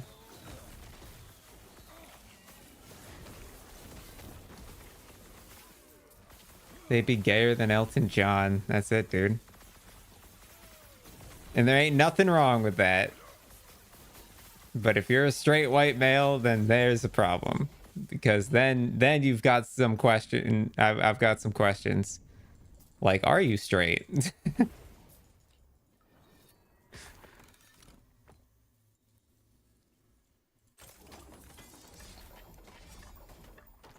Your brother-in-law was with you. He was singing he was singing along, and I think he was crying. Oh, Jesus. Is he okay? Yes, I think everyone loves Elton John.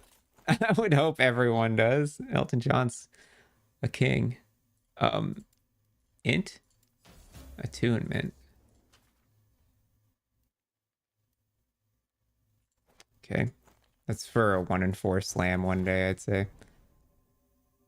Elton John is GOAT, yes. I packed my bags last night and took flight. 0 hours, 9 a.m.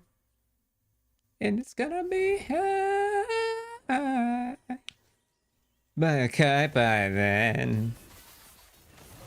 And I think it's gonna be a long, long time.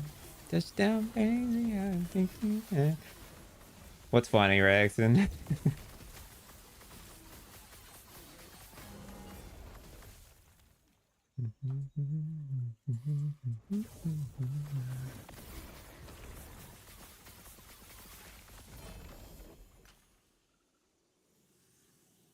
A lot of the metal style that a lot of the metal style that Dio and some others made popular.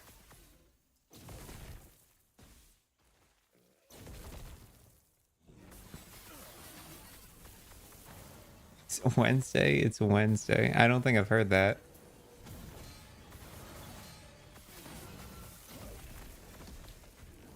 I'm not a true Elton John fan, if that's an Elton John song, but you know, I don't think I'm old enough to know all his music.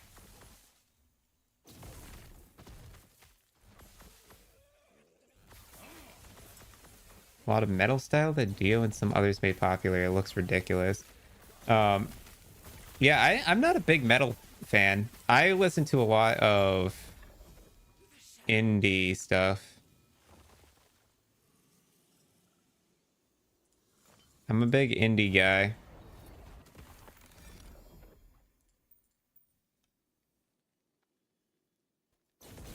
Like, I can fuck with some Cave Town, for instance. When you grew up, who had everything in that genre, and he was a big Maiden fanboy. Oh no, not the Iron Maiden, dude. Dodge rating. What the fuck, dude?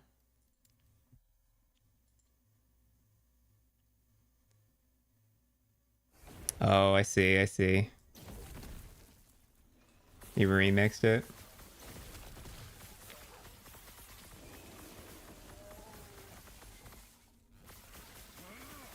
A lot of dashboard confessional. Your brother-in-law sounds like a character, bro. Kind of want to meet this guy.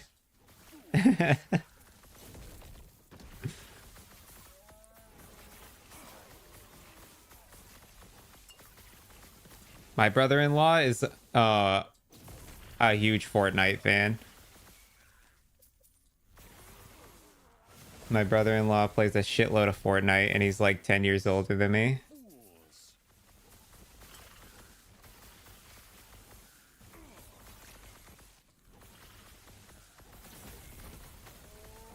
that where Mr. Chief is from? I don't know, man. I've never touched Fortnite before. I've never played it. 14-year-old daughter listens to Cave Town and she had to explain the singer to me. What, that he's like this like short curly haired fucking indie ass British kid that's like younger than I am.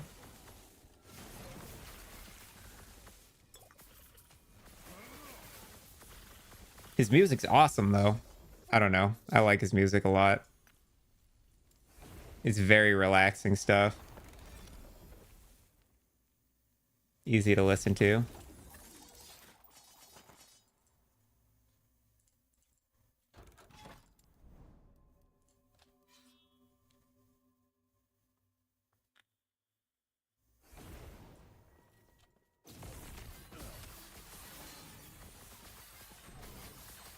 It's like I listen to a lot of Cave Town. I listen to a lot of what's it called?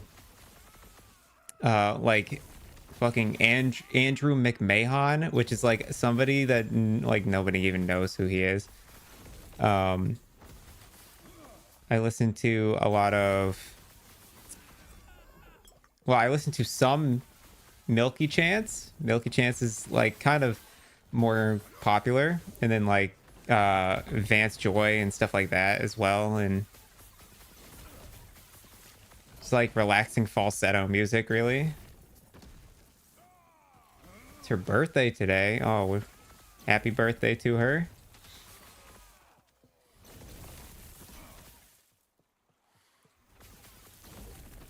Is it one of those I'm turning 30 again parties? Or like the I'm turning 21 parties again?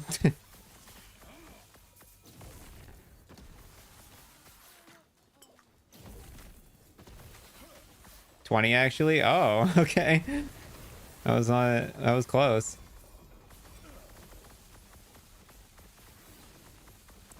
I have a lot of female friends who always like they have their birthday parties and you ask how old are you now and they're like, oh, I'm 21 again. They're like 28 or 29 now. Yeah, Milky Chance is pretty popular. They're definitely not nobodies. People seem to know who Milky Chance is.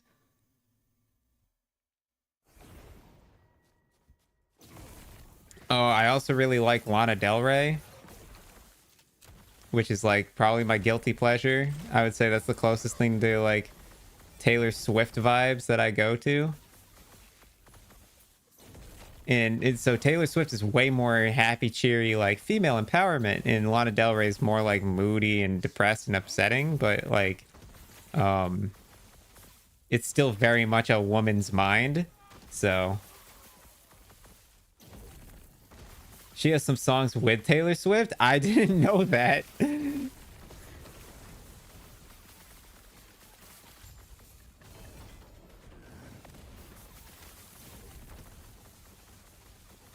Oh dude, Florence and the Machine too. Oh, you could fuck me up with some Florence, man.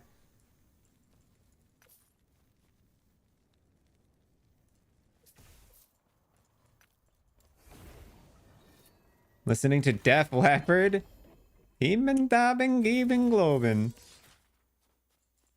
I don't know much Def Leppard.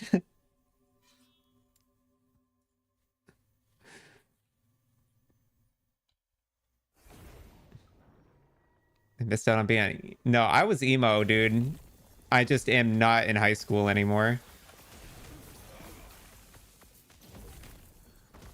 I hung out with all the emo kids. That was my friend group. It's like the only people I hung out with. It was when they started drinking and I didn't. That's when I changed direction and started hanging out with the gamers instead.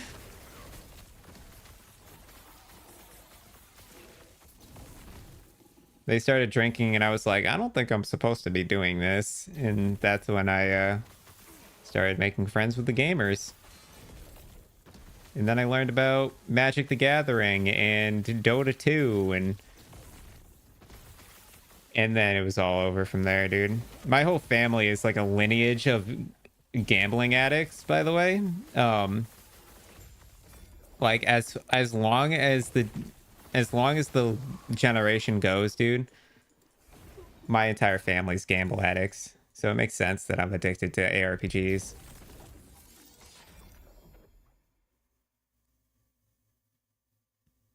Wow, what a mild family curse. Yeah, well, I mean, my dad was addicted to drugs and alcohol, but we won't get into that. But the rest of them were gamble addicts.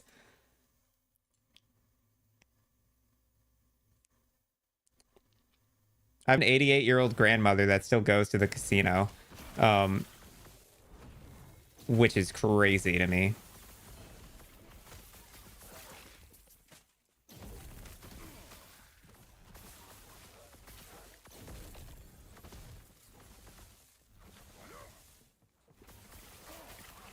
She plays slot machines on her phone.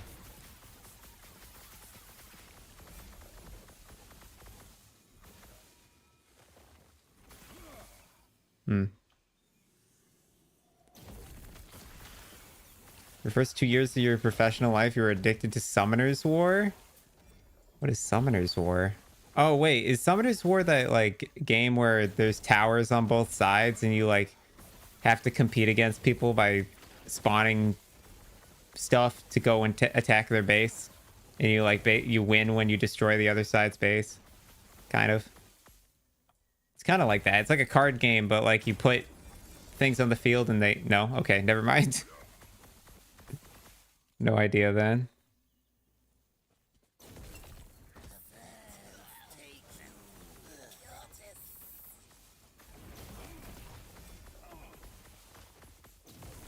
Hybrid health. Mobile games Omega lol.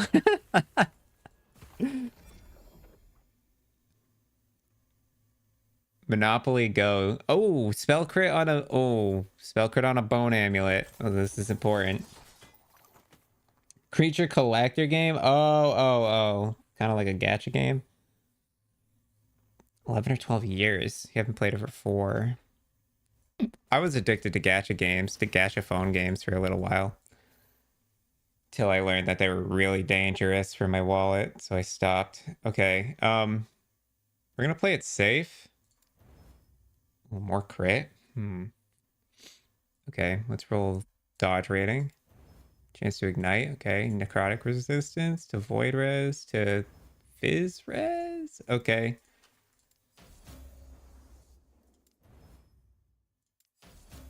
Alright. Somehow that lived. Interesting. So we have double crit chance with fizz res chance to ignite. It's not perfect, but not bad. Then we got this. We can't make use of this, so I'm just gonna leave it. We have a better one. We have it on a crystal skull, which is what I'm gonna be using. Okay. So for the time being, it's one of these 2 amulets. I'm not sure yet. You have a coworker that said he spent like 20K. I hate that I gotta keep moving this. Now I can't tell if it's lined up or not. Hold on. It's not lined up. Good enough. Spent like 20K dollars on Genshin Impact. Yep. Yep. And you know what's funny is that coworker is your buddy there. That's not the first culprit of Genshin Impact addiction. 10K on Warframe. I've never gotten into Warframe. The game that I've spent the most money on, like the video game that I've actually spent the most US dollars on, is Hearthstone. I think I put near $10,000 into Hearthstone. Oh lord, yeah. I haven't played Hearthstone in years though, but I used to be giga addicted to Hearthstone.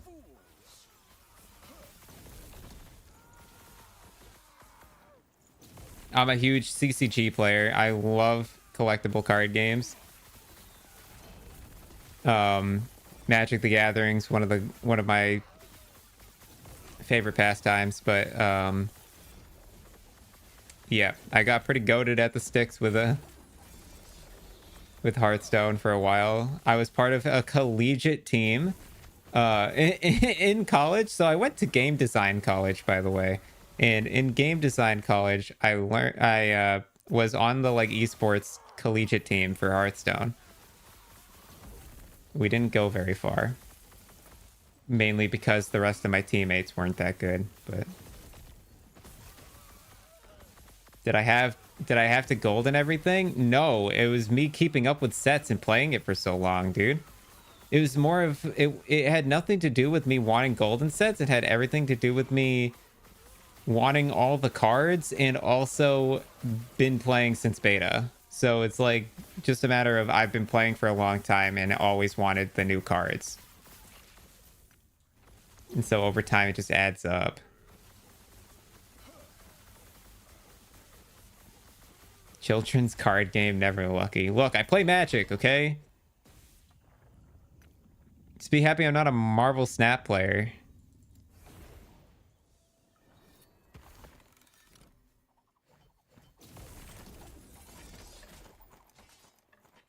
I want to talk about brain dead game. Marvel Snap is one of the easiest card games out there, dude. The game takes 0 brain power.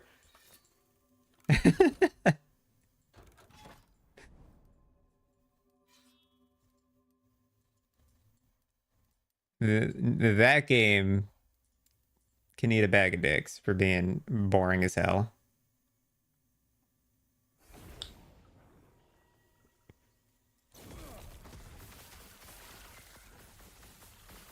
You ended up making money on?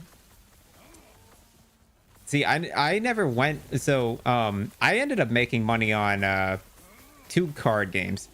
Legends of Runeterra I made money on because I actually used to stream Legends of Runeterra a long time ago. And then also I made money on Eternal card game, which is a card game that barely exists anymore because the player base died out for it. But Eternal was, in my opinion, one of the best designed card games out there. Love MTG. Wish it made people less toxic, though. Agreed. People are a little bit fiendish in the community of Magic. It's very similar to PoE vibes. People feel elitist and toxic about everything in that game. It's annoying. Yeah, that's saying something though, JF, because you do end up spending a lot of money playing playing Magic. So the fact that you made more off of it is honestly a feat in itself. You actively play Magic on a short hiatus until you find a job. You used to play Yu-Gi-Oh way back. Never touched Yu-Gi-Oh, too much reading. But also, oh boy. I just got a text. Your sister will be coming over today at 4:30 and making meatloaf. Hope you have a great day. Looks nice out. Okay. My sister's coming over today, apparently. Meatloaf, baby! She's making meatloaf. We love a good meatloaf. Yeah, Yu-Gi-Oh's too much reading and also too many one-card combos. You started playing in middle school. Revised was just coming out, but you still had easy access to Alpha, Beta, Unlimited Legends, Arabian Nights, and the Dark. Yeah, so a lot of the old stuff. JF, did you end up keeping those cards, or did you sell them? I'm curious, because surely you had dual lands then if you were playing in Revised times.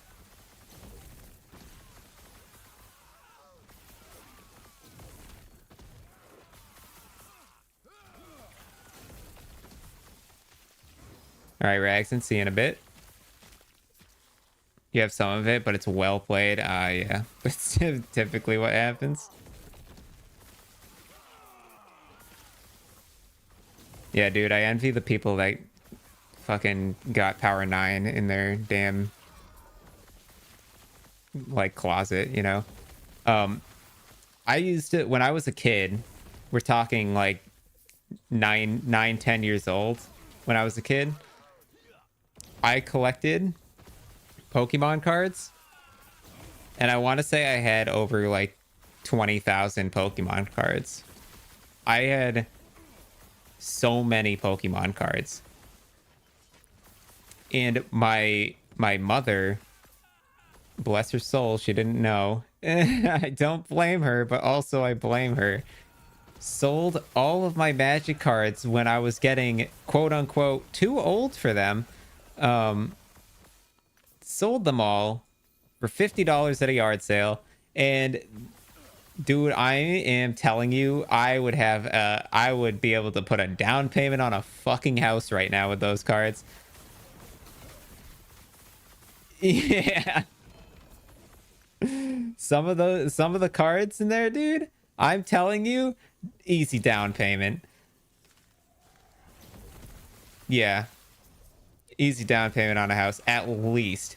I'm telling you, some of the cards in there were worth thousands of dollars.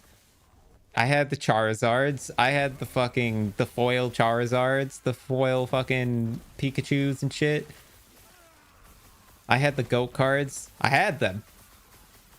They're all gone now, though. It was a big oof moment. When I turned like 13 or so, I kind of realized, I was like, you know what? What happened to my Pokemon cards? And that's when I was like, this is gonna suck in the future when they're worth something.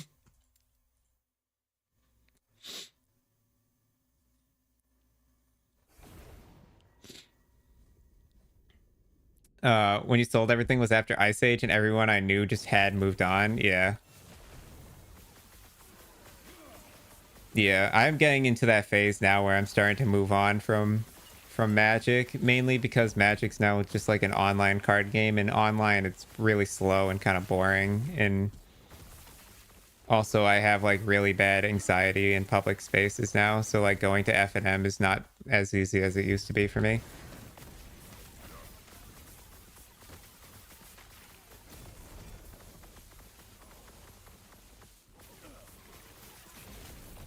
Yeah, Commander's very casual and enjoyable format for sure. I'm in the same boat there. I don't mind a game of Commander here and there.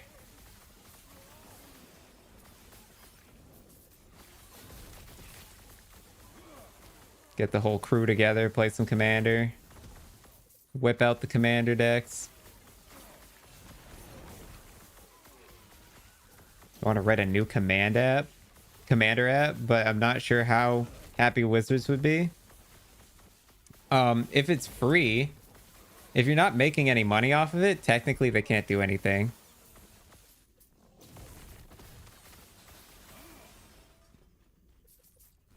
It's just like when you go to like things like what's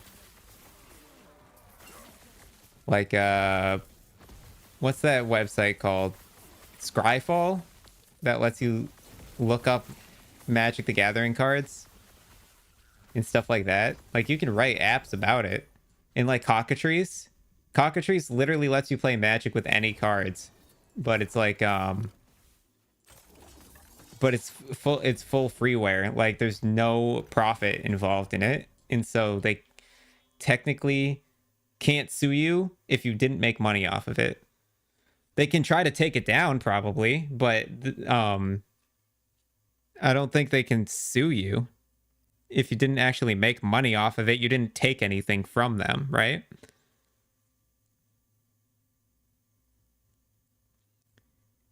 Yeah. Yeah, I know. Are you saying you're trying to make an app that competes with it? That uses their cards? The Cockatrice does use card images. I could put up Cockatrice right now and show you every card in the game. Picture and all.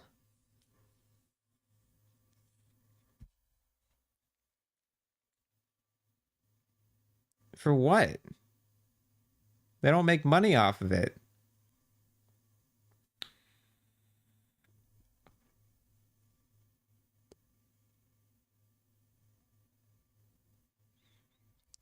How can you owe money to somebody if you didn't make money off of it? That's what's confusing me. That's like saying I can't make content, like video content of Magic the Gathering without getting sued.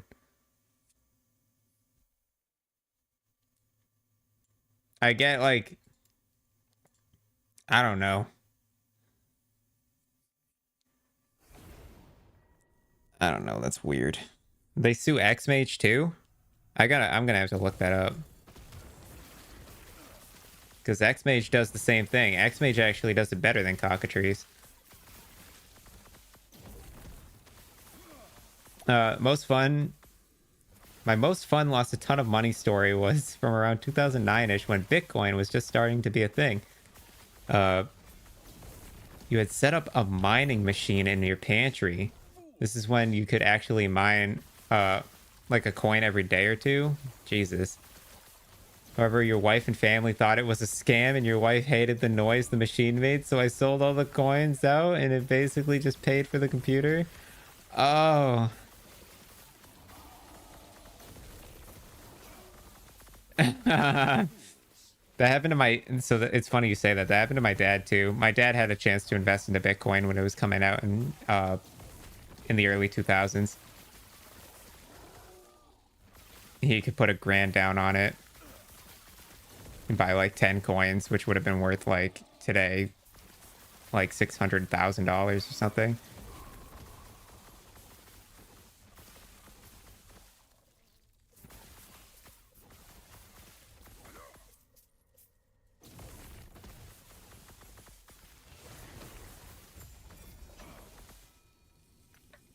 All right, I'm gonna look this up real quick. Cockatrice sued by MTG.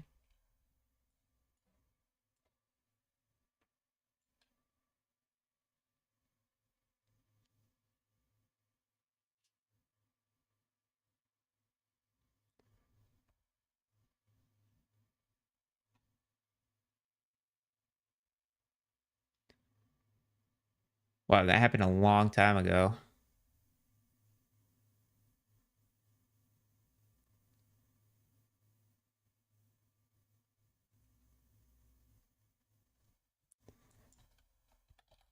What was Cockatrice sued for?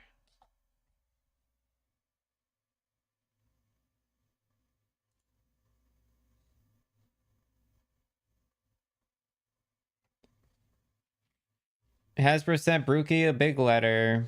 What was in the letter? I don't know the specifics of, but the gist of it is Brookie could be made to pay unspecified but possibly huge amounts of money. He's now waiting to hear from his legal counsel. Whether or not Cockatrice will be able to go back up is unknown. Right now, I'd imagine the priority is for Brookie to reach a settlement with Hasbro.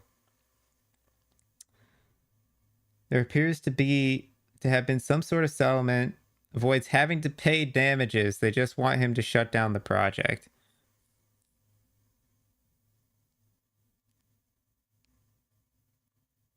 That's crazy. See, Cockatrice is still up and running. Like, I know it's still up and running. The thing is like, back then, oh, you know, what seems to be 11 years ago when they sued him, was he making money off of the project back then? Like, I feel like as long as you don't list for any, like, if you're not actually making any profit off of it and it's like freeware, I feel like you can't get taken down for that. I mean, maybe you can get taken down, but I don't think you can get paid for damages, you know? But I'm not sure. I'm not a lawyer.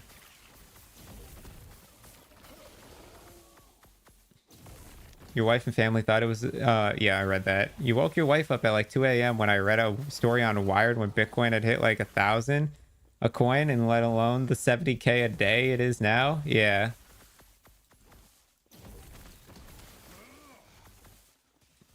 Going after ROM hacks when they get popular.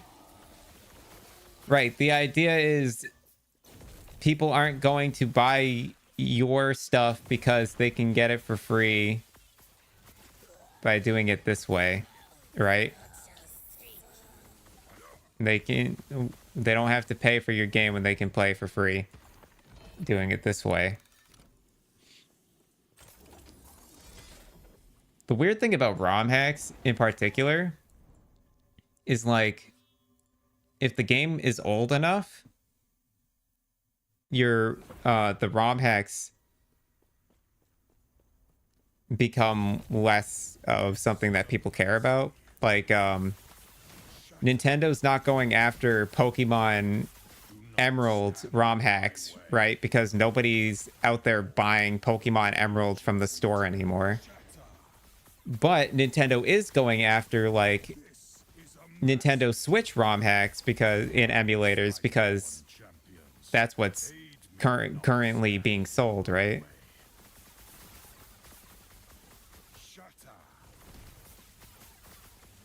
Yeah, that's crazy to me, dude.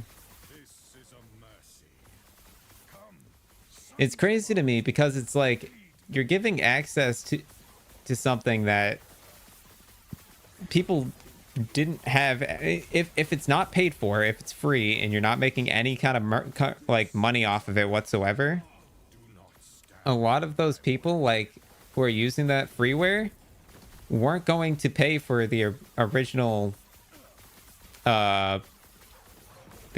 like merchandise in the first place because they couldn't afford it, and the whole reason they're getting it for free is because they can't afford it.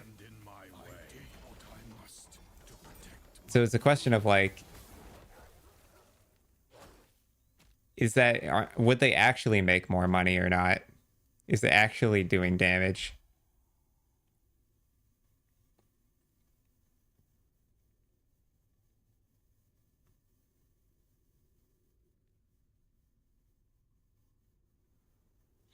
Yeah, exactly. They'll never re-release Emeralds. Not in the GBA state. It's too old now. It's just like too what's the word? It's too out of date. Or just doesn't have the like nobody has a Game Boy Advance. I don't know how else to put it, except for nobody's using a GBA anymore, and nobody's using their Nintendo Switch to play GBA games, you know? There's no cartridge system. It's like out of date technology at this point.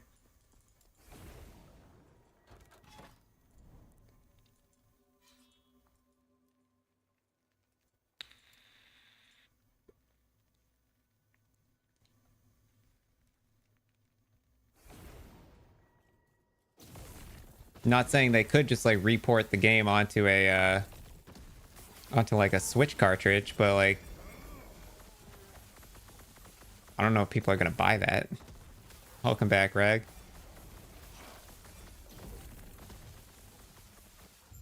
Compared to like the new Pokemon game, you know? I feel like it's just too old to where it's like that nostalgia factor. Like you're not gonna have a big enough fan base of people who buy an old release of a game for the nostalgia if the community didn't grow up with it. Like I feel like a large part of the Pokemon community is still the younger folks, right? I feel like people typically grow out of Pokemon.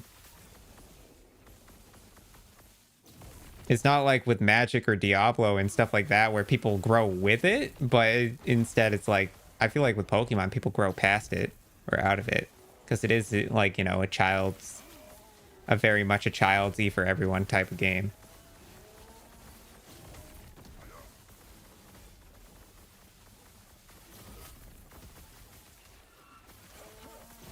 Feeding their litigation team to keep them hungry in a well-oiled machine. Yep.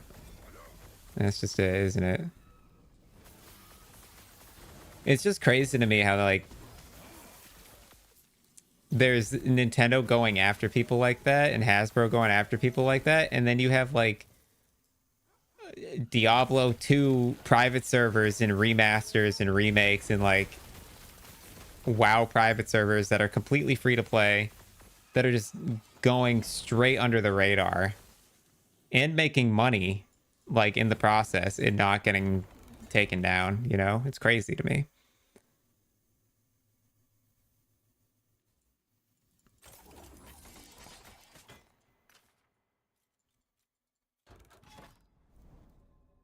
It's all based on human decision. Like whatever the higher ups feel is necessary to do, they'll do. Like if Blizzard wanted to, they could take down all the private servers for World of Warcraft and stuff. But clearly they haven't yet. But then sometimes you get backlash too. It's like if Blizzard started taking down World of Warcraft private servers, I feel like we would bump into this situation where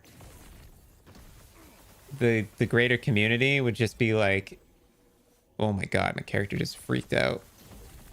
Where the greater community would be like, we're no longer supporting you, Blizzard, because you're taking down the masses who are like greatly benefiting from this. Like, aren't you big enough? Blah blah blah. You know, like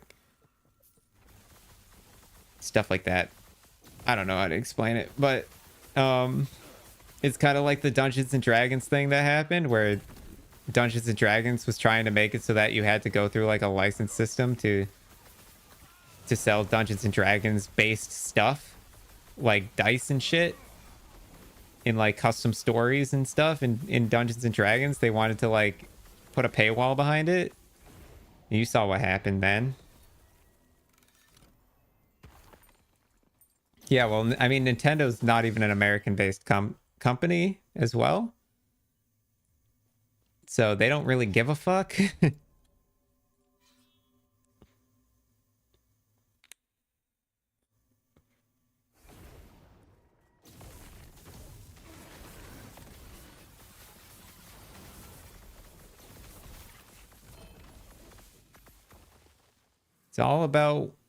It's all about the impact. It has nothing to do with what it is. It has everything to do with how bad it is for them.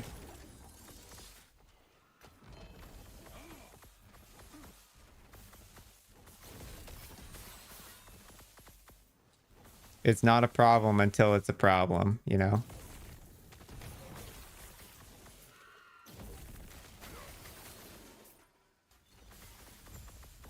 Well, you can make your money, but if you make too much money, whoa, God forbid somebody else other than us makes money. Look out. We're coming after your ass and we're taking all of it. Like, oh, okay, dude. These freaking lightning elementals are a pain in my side, man.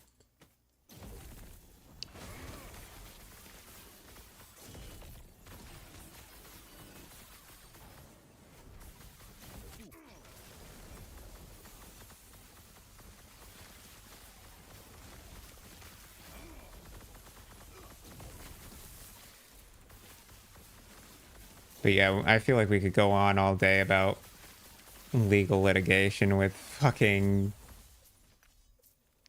game companies, man. What I'm happy to see is currently we're going through another renaissance of indie games thriving and AAA games like failing. And I think it started mainly with the release of Baldur's Gate 3. Baldur's Gate 3 brought back the mentality to people of, I'm not spending $70 again for the same old boring shit that I've already owned. People want something new and different, and I feel like indie games are starting to thrive again because it's always something new and different. That's why you saw things like Pal World and Balatro just like fucking fire off as such like banger sale games and like be really popular and have really good critical like views and ratings and reviews. It's because it's something different. It's something people want. Nobody wants Call of Duty 35. That's true, yeah. I feel like digestible media is getting to a point where it's like it's got to be something different. People are getting sick and tired of seeing the same thing over and over again.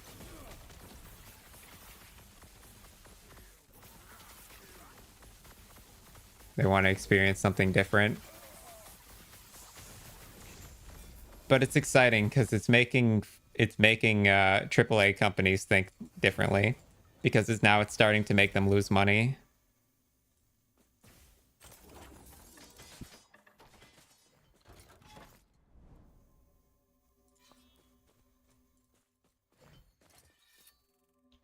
How's this doing? Dodge rating.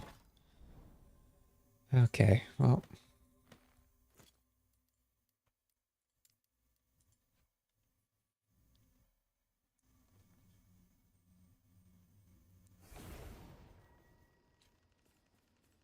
Yes, agreed. It has nothing. Well, that's the thing. When you say AAA, what goes hand in hand with it is similar ideas. AAA games always play it safe. They make what works because they know it'll make them money. They're too scared to stray from the path and try something new because they're scared they're going to lose money. But what's happening now is because they're making the same old thing, they're just going to lose money because their game is the same old thing. So now it's like new and original ideas are what sells. And so now I feel like everyone's going back to the drawing board and trying to figure out what's actually going to make for a good idea. Not only that, but also AAA games with people are becoming more aware of just how much resources these AAA game developers have. And when they see the quality of their games now, they expect masterpieces for $70 because let's be honest, hundreds of millions of dollars in budget going into these games, it ought to be a fucking masterpiece, you know? Yeah, the problem is people are stuck like Activision's just gonna make Call of Duty Part 25. Why? Because it works. Why would they stray from the path if it's working for them? And it just sucks because people still pay for that shit. It's like, doesn't Call of Duty get boring?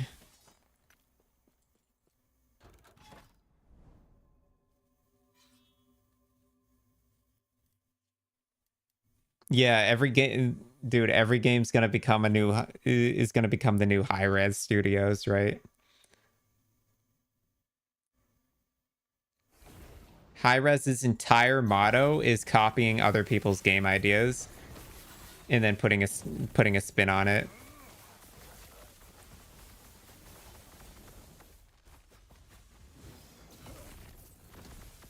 And I feel like that's what's going to end up happening is these new and interesting ideas are going to come out, and now AAA games are going to take advantage of those ideas and copy those new ideas and then just put their own twist on it.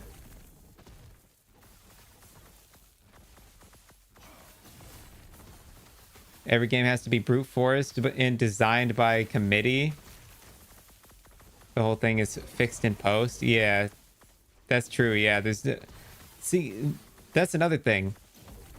Dude, and a Blizzard, and I think this is why layoffs are happening recently. Like in the game company, in the gaming industry, there are a lot of layoffs going on these days. And I think it's because all the companies are starting to discover the too many cooks in the kitchen rule. Where it's like, if the pipeline gets to be too large, it's, you start to almost go backwards in how quickly you can actually like progress something, right?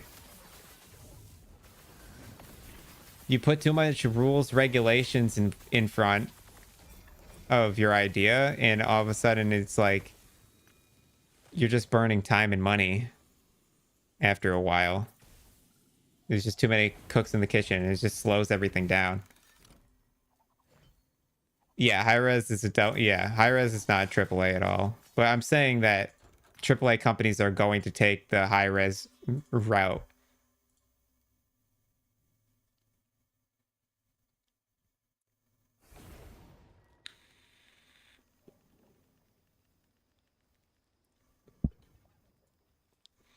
Yeah, and I think that's why Diablo 4 flopped so hard.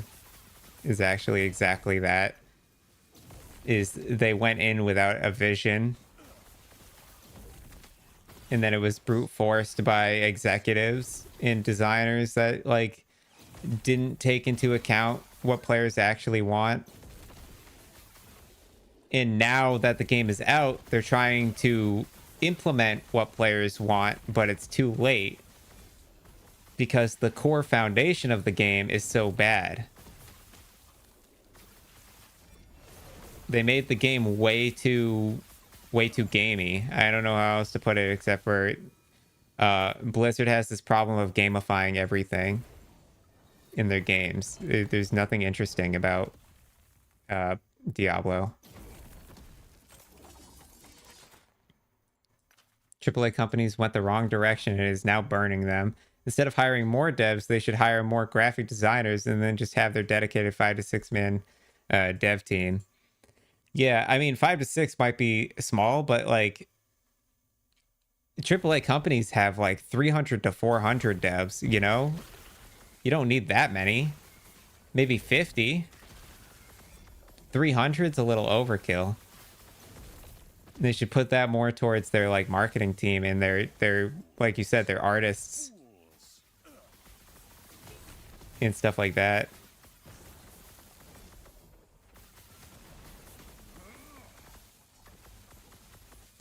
Well, it depends on how ambitious the game is. Some things just 5 to 6 people can't get done fast enough.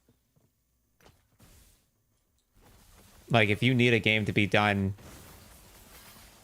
within a few years, there's like just not a 5 to 6 people just might not be enough people to write enough code fast enough, you know?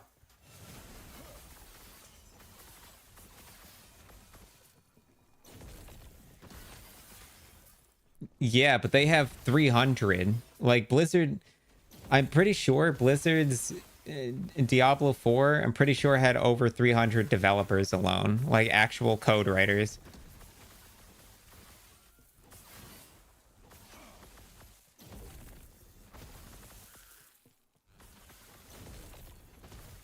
Yeah.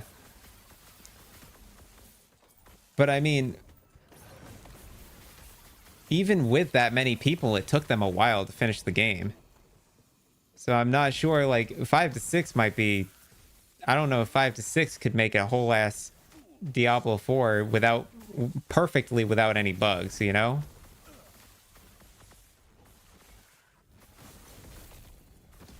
Like, even if all the art assets were given to them, like, just making the foundation of the game might take too long if it's got a lot of bugs involved. I mean, you're seeing it with Last Epoch right now, right? Last Epoch, although it was a great game, had a small development team, and therefore we're seeing it now. There are shitloads of bugs in the game, and that's because it's hard for programmers to a small team of programmers to hit every single bug and to figure out all the problems with their game. I mean, barring, I feel like a majority of developers, most of their jobs is just to fix bugs, but you know what I mean?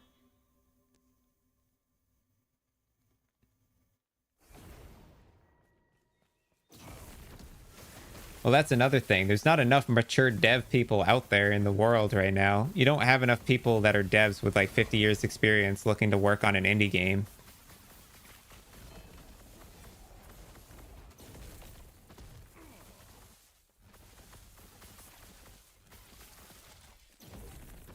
Larian is a small studio with 400 devs. Well, see, holy shit, dude. Baldur's Gate is what I'm talking about when it comes to how complex 400 developers can actually make a game.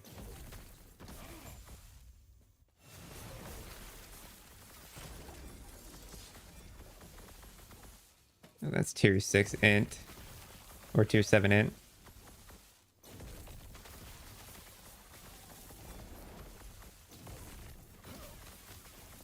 For an oversaturation for indie games? Really? You have developers with 30 years experience trying to join EHG? I feel like they'd be applying to companies that are going to give them a salary, like Blizzard and Activision and stuff like that.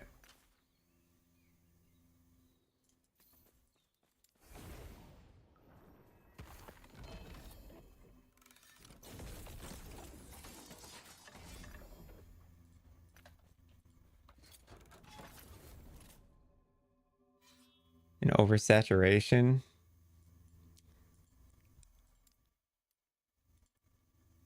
I can see an oversaturation of devs, absolutely, but an oversaturation of devs with more than 20 years experience, I'm not too sure about that. Like seasoned, trained, and like good devs.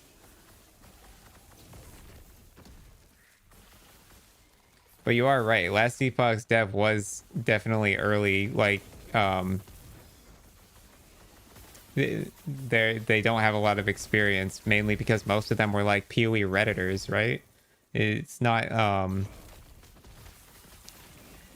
last Epoch was made by people where like some of the programmers on this game were like first time programmers.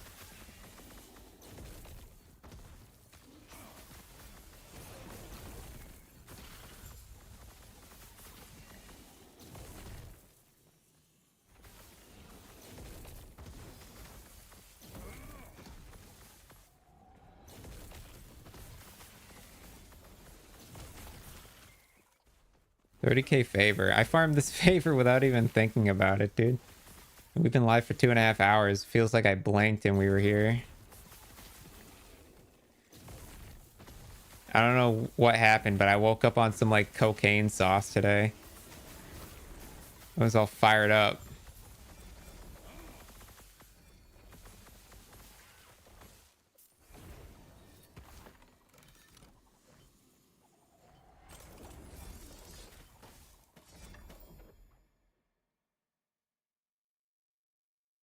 No, speaking of fired up, it's 2 p.m. Oh, I have to take my dog out, bro. Yeah. I'll take my dog out in half an hour. I don't want to do it yet. Let's have listened to some Cave Town. Cave Town's like the opposite, dude. Cave Town makes you tired and relaxed. What I didn't do though is take my meds, which I'm doing now.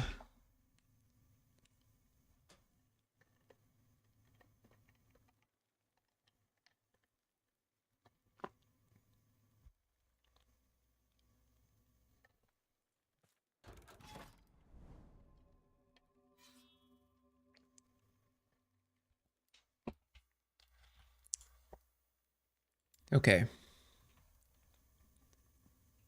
This will put us close to 200 corruption. I guess that's fine.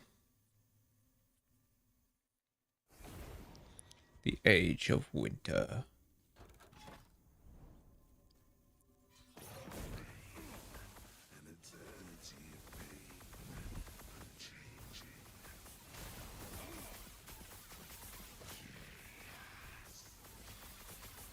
What I should do before I fight this Age of Winter boss, though, that was weird.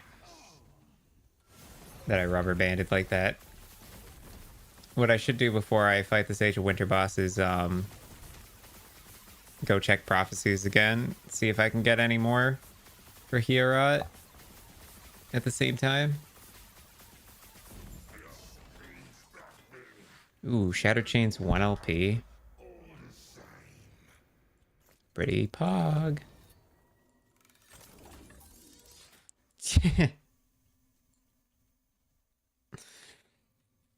Yeah, you gotta put Kappa at the end of it. Kappa is the I'm being sarcastic emote. Which, I mean, you can just type the word Kappa in chat, even if there's no emote for it in YouTube.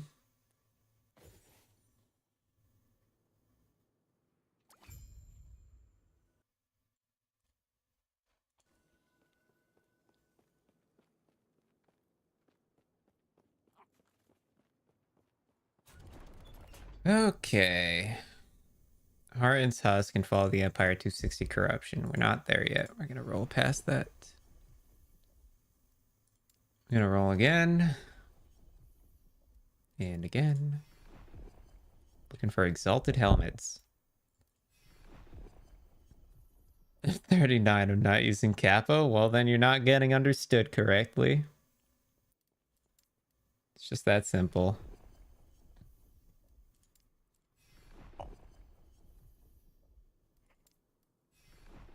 Exalted helmets, please. Exalted helmets, please.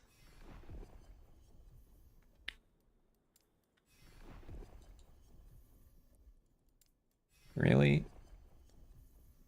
Really? Dude, how many can I go without seeing an exalted helmet node? This is why I have the double doubles, by the way, so that I only have to see it once. Diamond Matron, easy. Exile Mage, easy.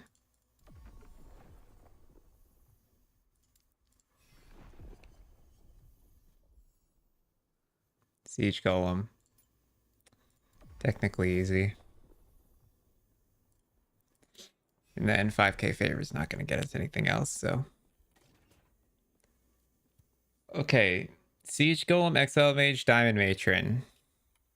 Alright, so what we're going to do is we're going to go kill Hierot first.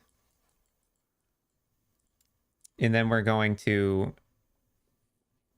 go to where the set spawns of Diamond Matron and Siege Golem, because I don't need the level to be higher. I just need the tier 7 drop, so I don't care about what the base is on, because I'm slamming it into another helmet.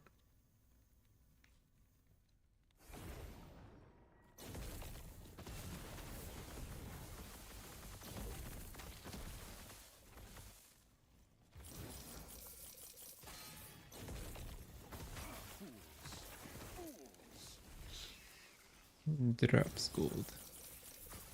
Money, money, money, money.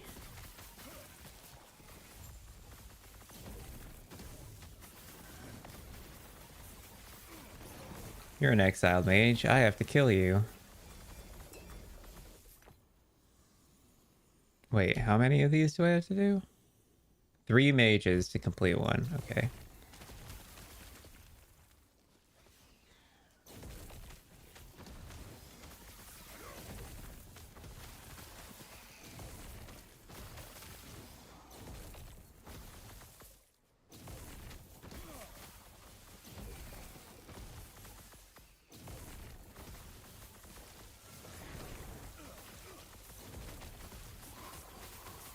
This build zooms, bro. I'm so excited for this fireball build. I really do think it's going to be good.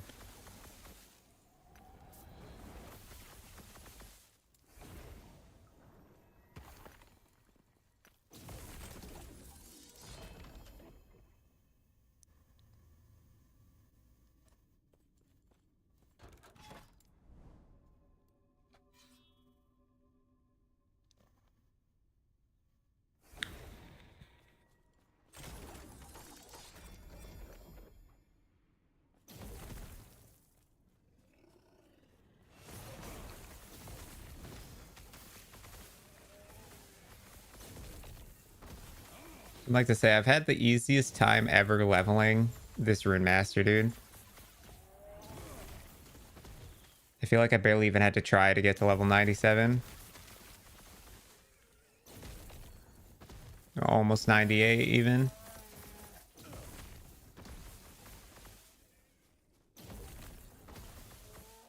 This just feels like it was way easier leveling this than it was the Sork.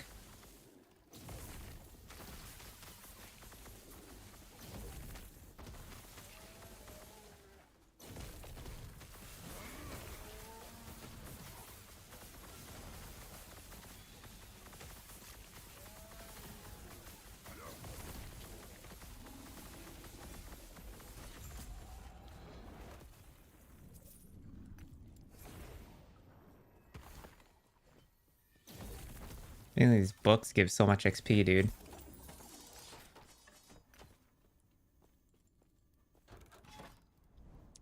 Okay, Hierot. Coming for that ass.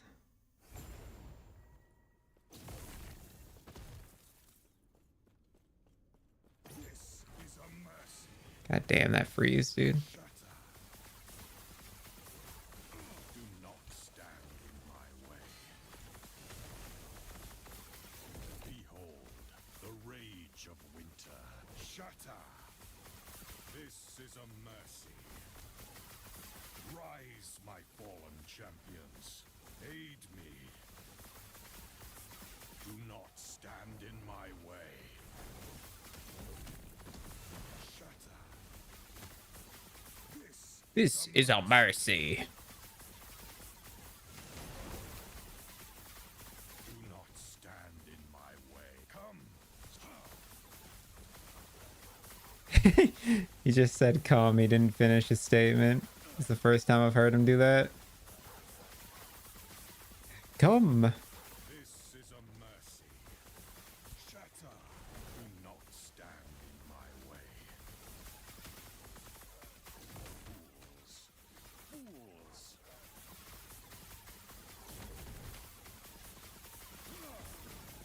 This is a mercy. I did what I must to protect. Okay.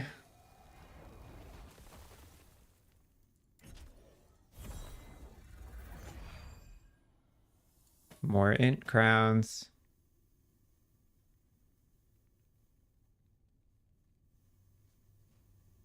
And a whole bunch of nothing else. Fucking goddamn, dude.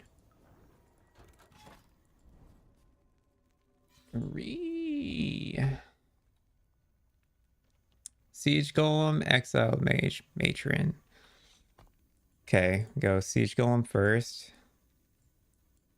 Which is right here in Attendale.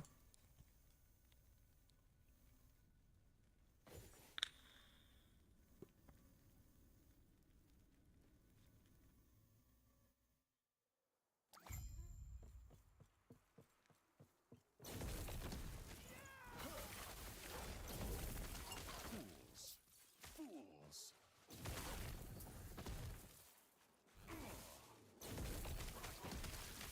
Sit up here.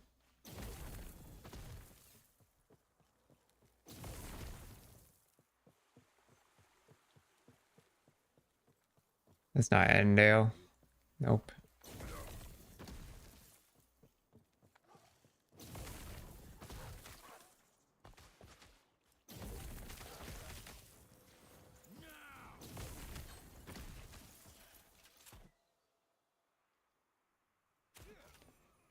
So Siege Golem should be north of the waypoint at Attendale. So we just jump between this and the this waypoint and the waypoint next to it.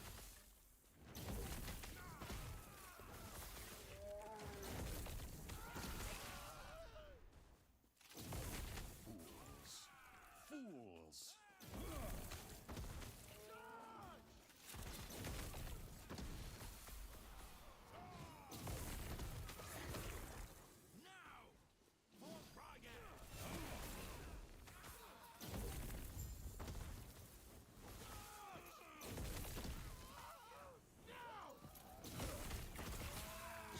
You know, I'm about to see some cheesy tactics. If I can find how to get to the waypoint. There's one Siege Golem.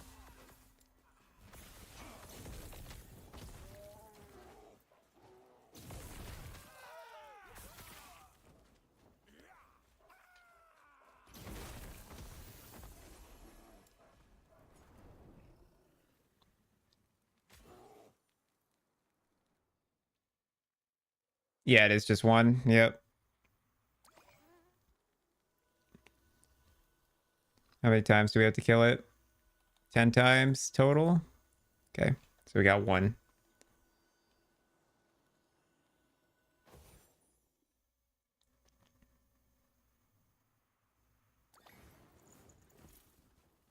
It ends here. Can't go through that wall, that's sad.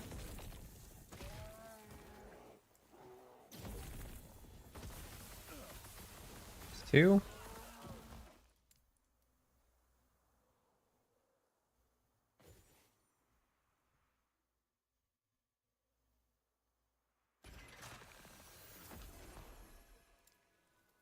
It is a lot of loaded screens, but it gets the job done, right?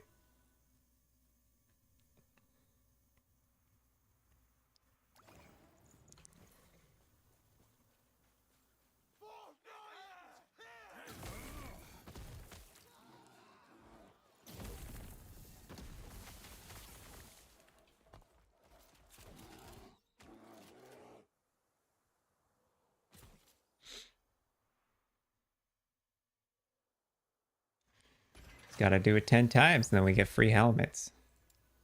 It's 16 free helmets.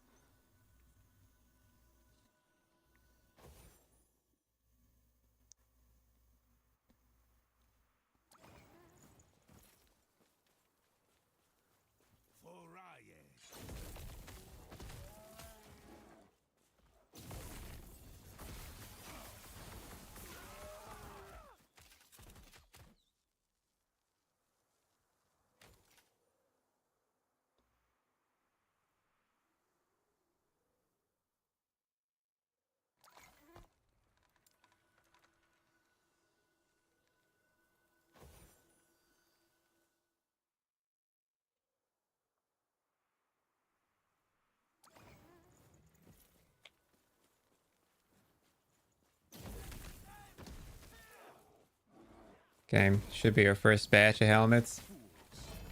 Yeah.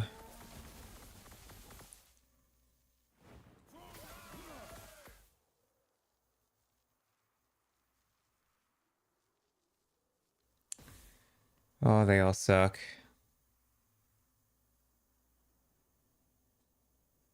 Dang it. Okay. Second batch. Here we go.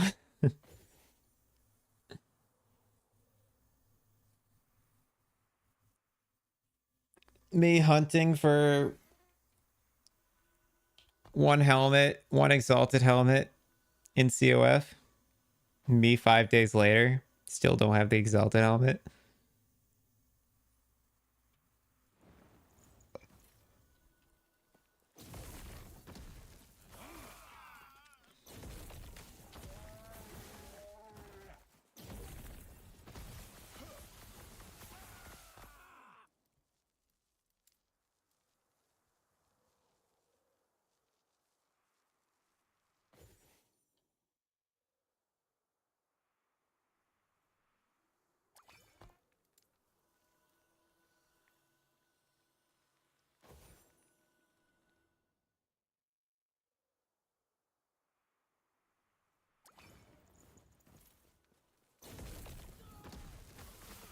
Here we go for kill number 2.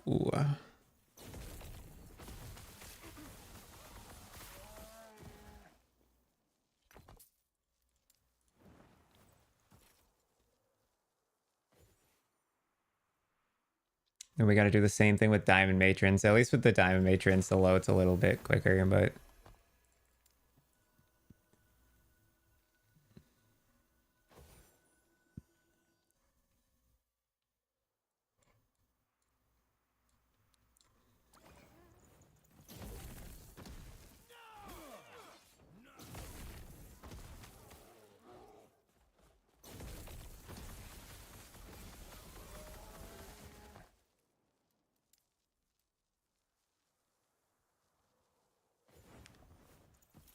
What bugs me is that these prophecies can give you helmets that aren't of your class and that have no chance of dropping fireball on it. That kind of irks me, but you know.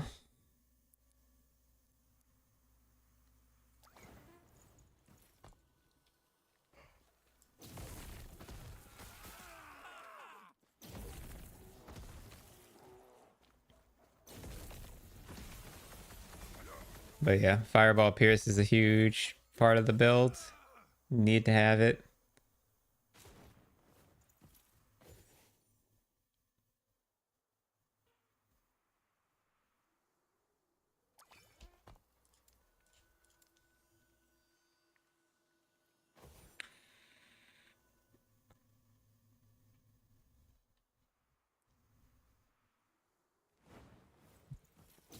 And then I'm going to miss the LP slam and be really upset.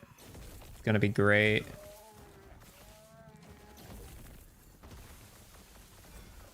Okay.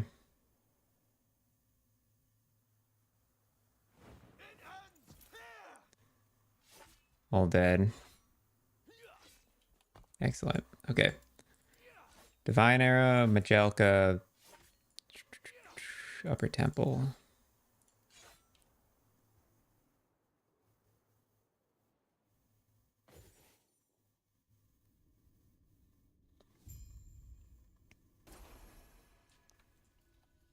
How many matrons? 6. Okay.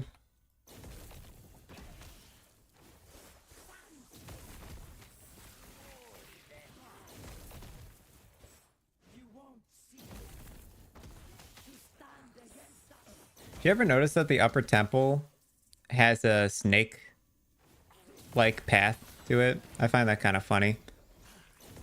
And definitely was intended, but it like goes down and then up and then up and then down and then like it's serpentines like a snake. There's one matron. We're mainly gonna go for the matrons at the door entrance, so I can just flip flop between the two. This one right here.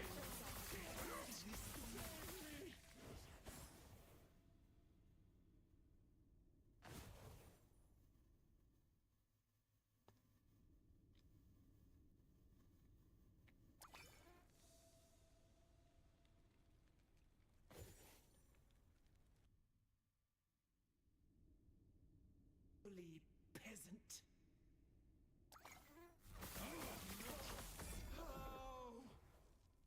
In armor, acolyte helm.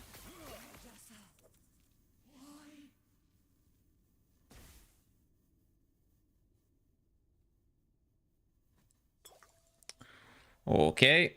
I do have on my filter that Fireball Pierce chance shouldn't show up as a different color. So I should see it, but I haven't actually like seen it to know if it works. So I am just like double checking, but also you never know when you come across a mod that you didn't think about that you might need.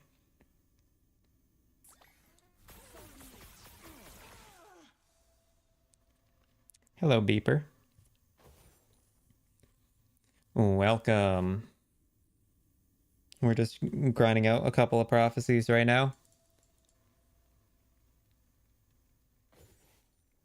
Trying to look for a special helmet so that I can swap to a homebrew idea I had. I think I'm gonna min-max this idea. I think the idea is gonna work really well. So, but we're looking for Fireball Pierce chance on a helmet. I have a bunch of tier 6 ones, but I really want a tier 7 one.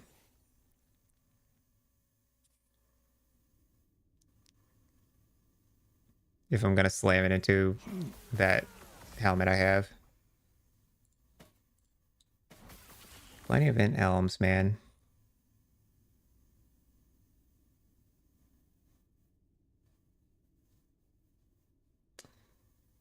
Sag, okay. And now exiled mages, which we can just go grind out favor. Up in Age of Winter, there was a couple of nodes I wanted to get done. Still.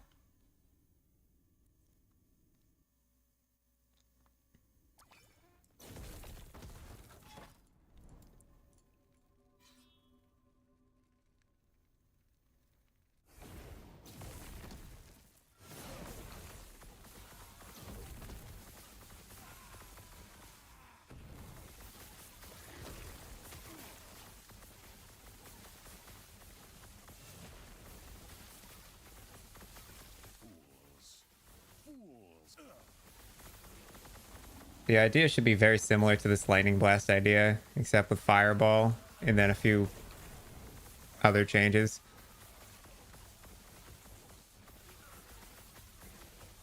That I think will put it above and beyond what lightning blast is doing, but also it might suck. I don't know.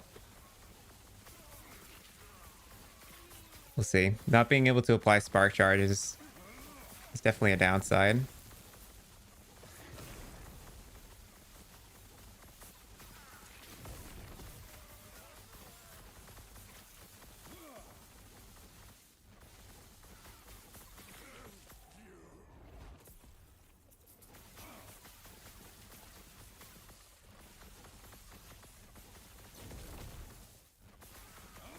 But the cool thing about Fireball is it basically quadruple or like quintuple casts every time. It's always going to be laying out 5 projectiles. And then also another cool thing about Fireball is that if you have the seeking shot, it can like double back, spin around the enemy, and come and hit it a second time, so you can get like double damage that way.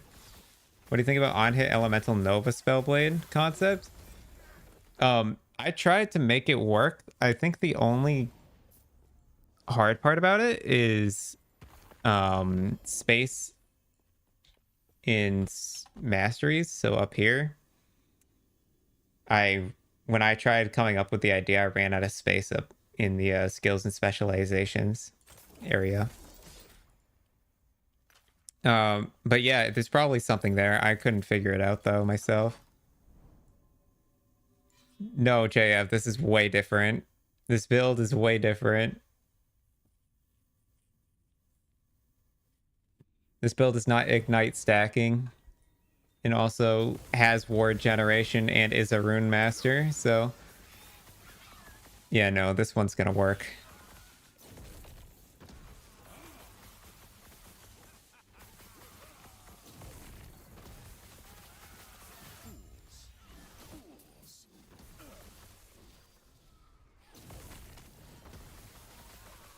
But I need Fireball Pierce.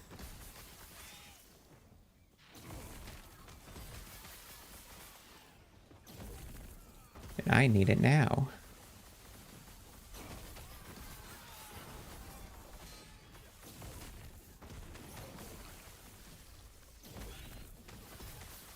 There's siege golems in this map. That's funny.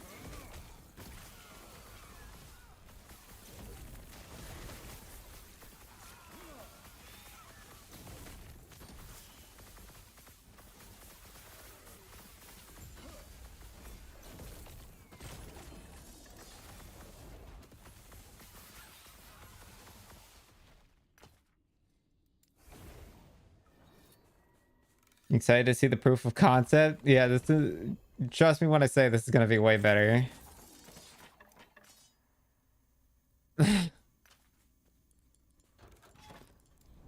Probably, JF. You're probably right. Yep. Probably is. I was looking at the build and I'm like, oh, I can make this in Merchant's Guild. All I need to do is hit this one exalted item. This is like the one exalted item that's going to be hard to farm. And God, was I right.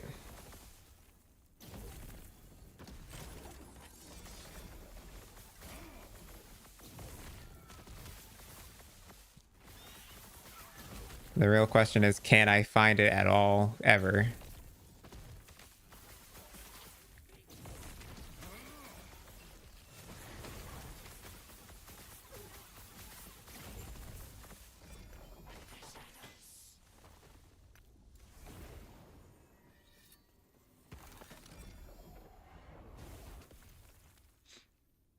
It's either hard to find or cost too much. Yeah. Yep. This one's got a hard to find item. I don't think it would cost too much either in Merchant's Guild, but I have a 2LP Twisted Heart that I want to make use of, and I was thinking I would make use of it through COF because it is a COF only relic.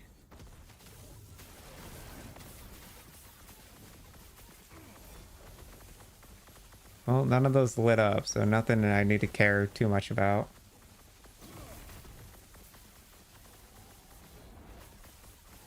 And also, I'm going to have to farm 1 LP Strand of Souls, which I'm not looking forward to. Honestly, I should be farming Follow the Outcasts to try and get that.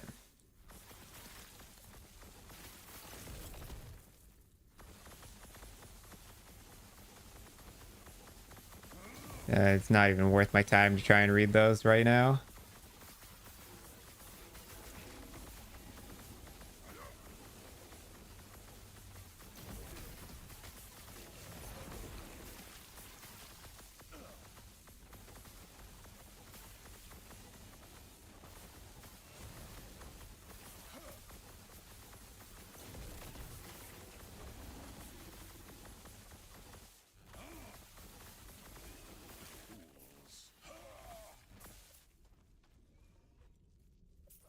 I'll go for this one more exalted helmet node. And then we'll swap over to all the outcasts, I think. Okay, nothing lit up like a must take, so I would not be surprised if there's just like nothing here. Yep, there's nothing here. Okay. Thanks for the hearts.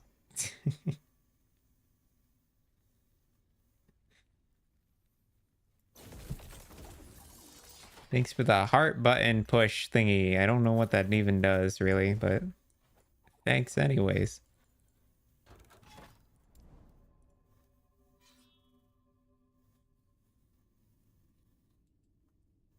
Showing love, looking for the helm.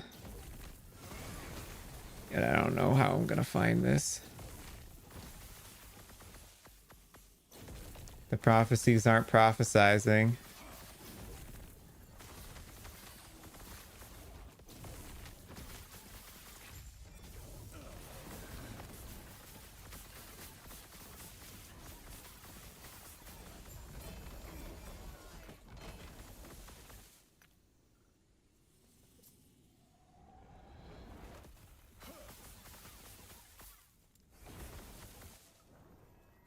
You need to believe harder, Yugi.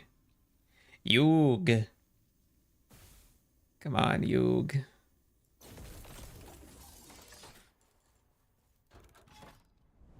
Okay.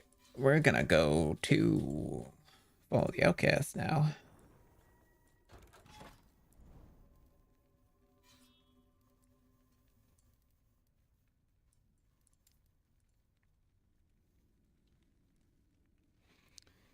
Gonna work on trying to find a better strand of souls to use.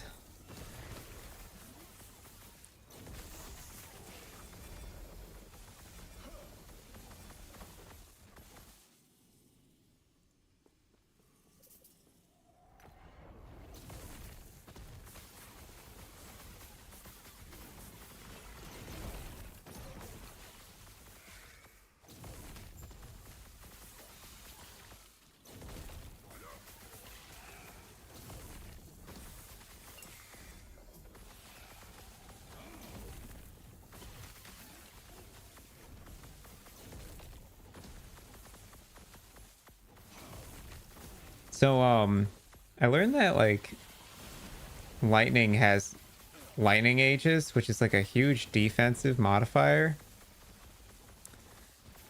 Why does lightning get access to that, but fire only has fire aura, and fire aura sucks?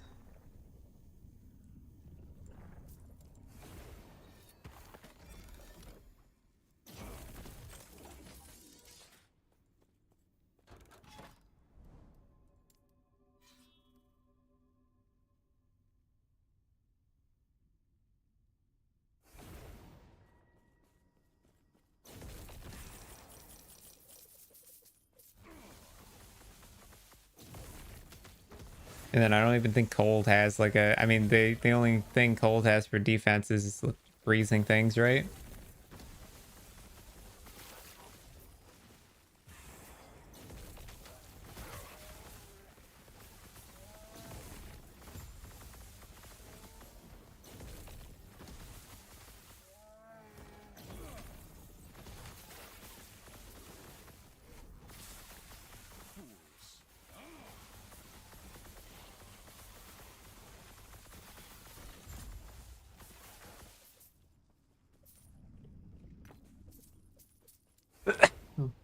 Ooh.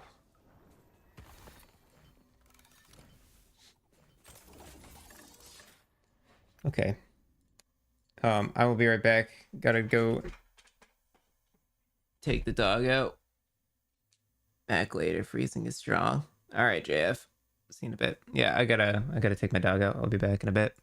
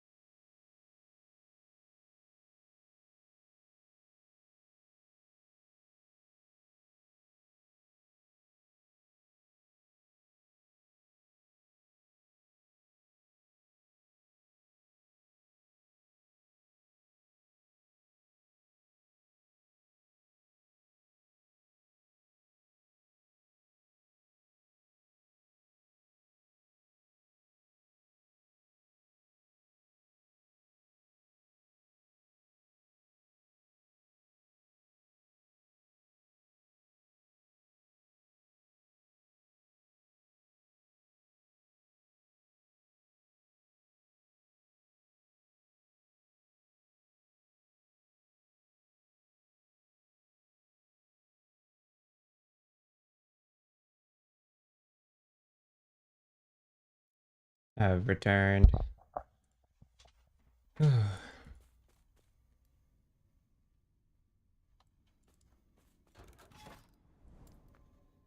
Man, if we can't get this damn helmet before the stream ends, I'll be a sad boy.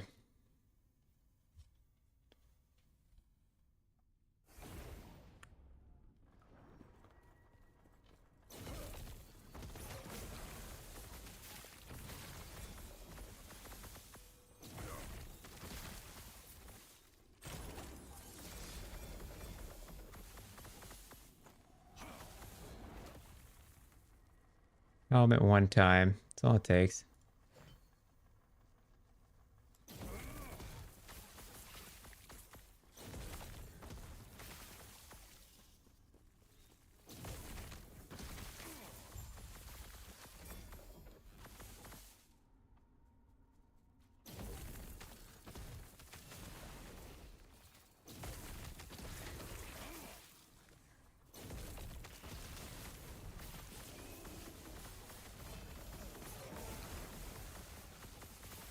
A humming bee.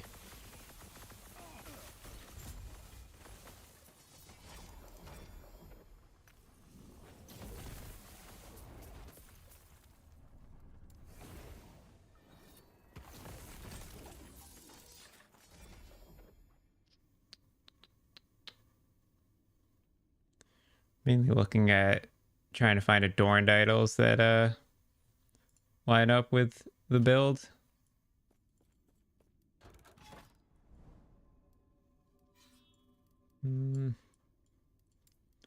Go rare helmets, you never know. We might upgrade to an exalted one. With the fireball pierced or 7 maybe, mayhaps. Yes. Very good.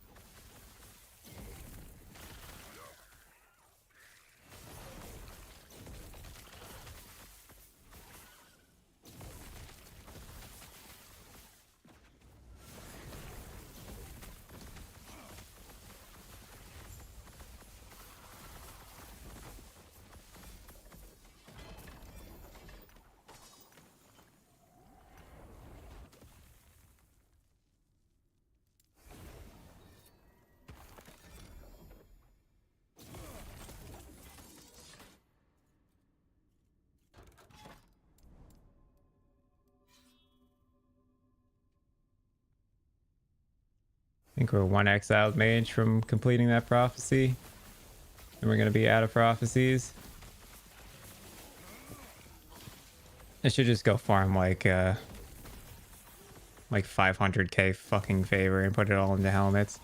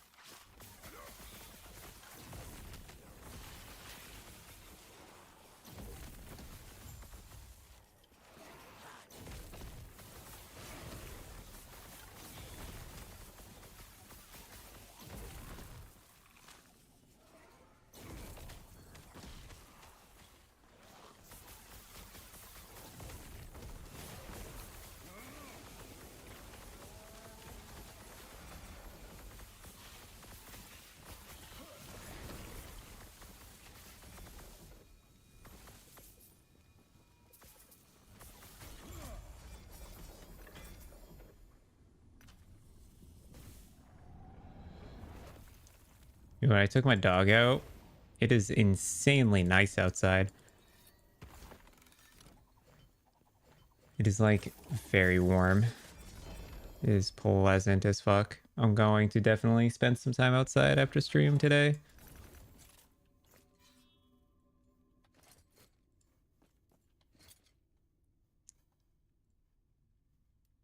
Okay, we just need one more exiled mage and then maybe fight the abomination once. And then it's probably going to be it for stream because I've got family coming over pretty soon.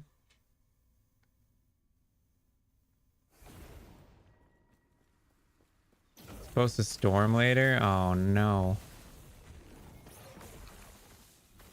Yeah, I'm in New England, East Coast. It started to warm up. It's been like, you know, freezing rain and snow and for the past few months, so it feels nice. Getting early summer vibes. It's very nice. Usually takes longer than this for it to start warming up.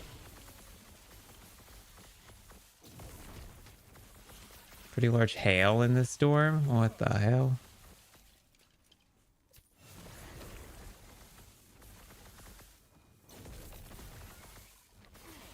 Can't remember the last time I saw hail that was like actually impactful. Besides just like basically big snow. I've never actually like for many years now I haven't experienced like an actual hailstorm.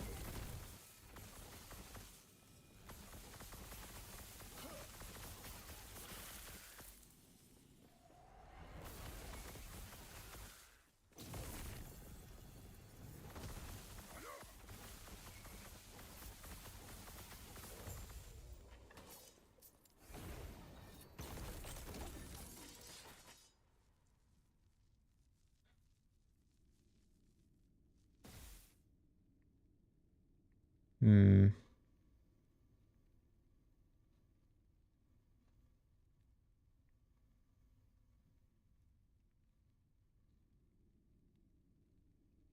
Sag. Garbage idols.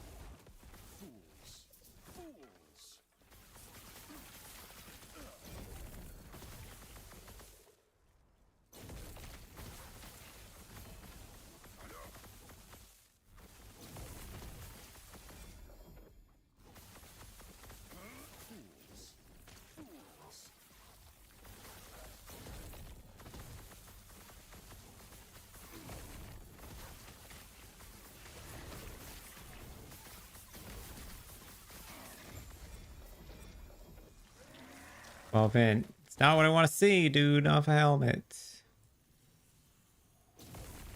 Where's the exile mages at, bro?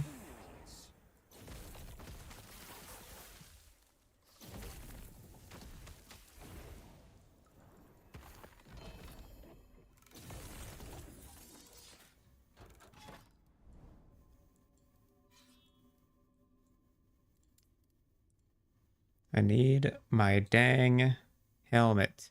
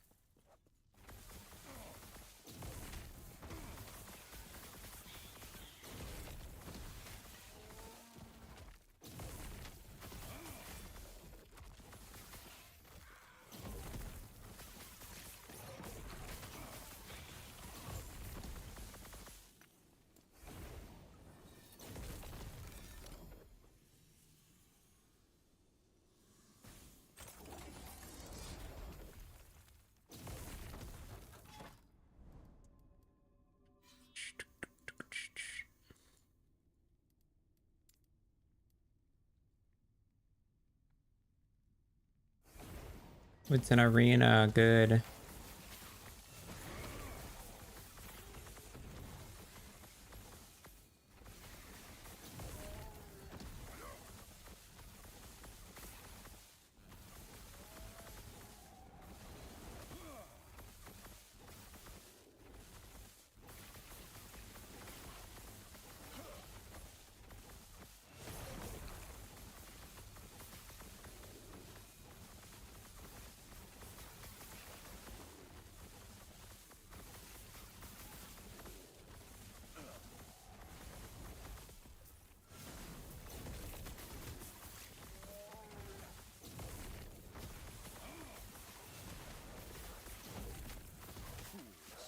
Fools!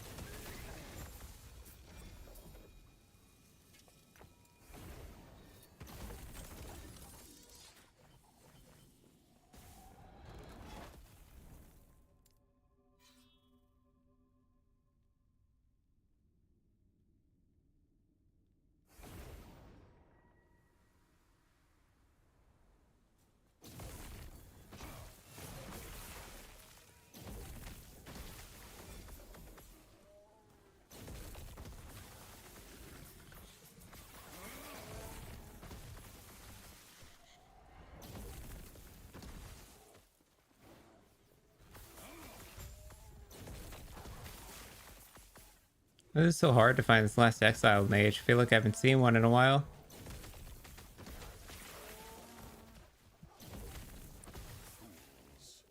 Fools!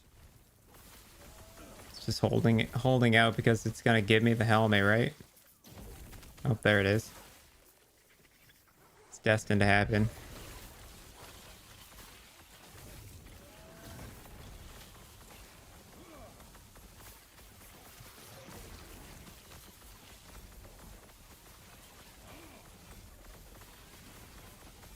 Nope.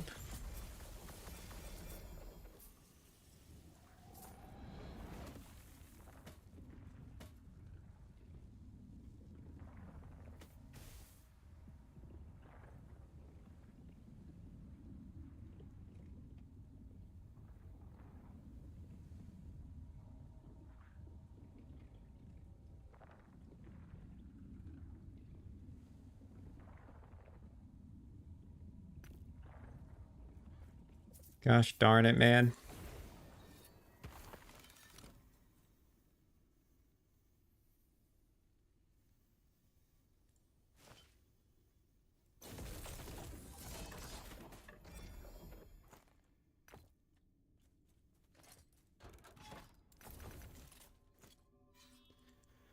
All right. I think I'm going to call it there. Thanks for hanging out today. I might be on tomorrow. We'll see what happens. I might be busy, but if not, I will see you guys Monday. Thanks for hanging out. And yeah. See you guys either tomorrow or Monday. All right. See you later.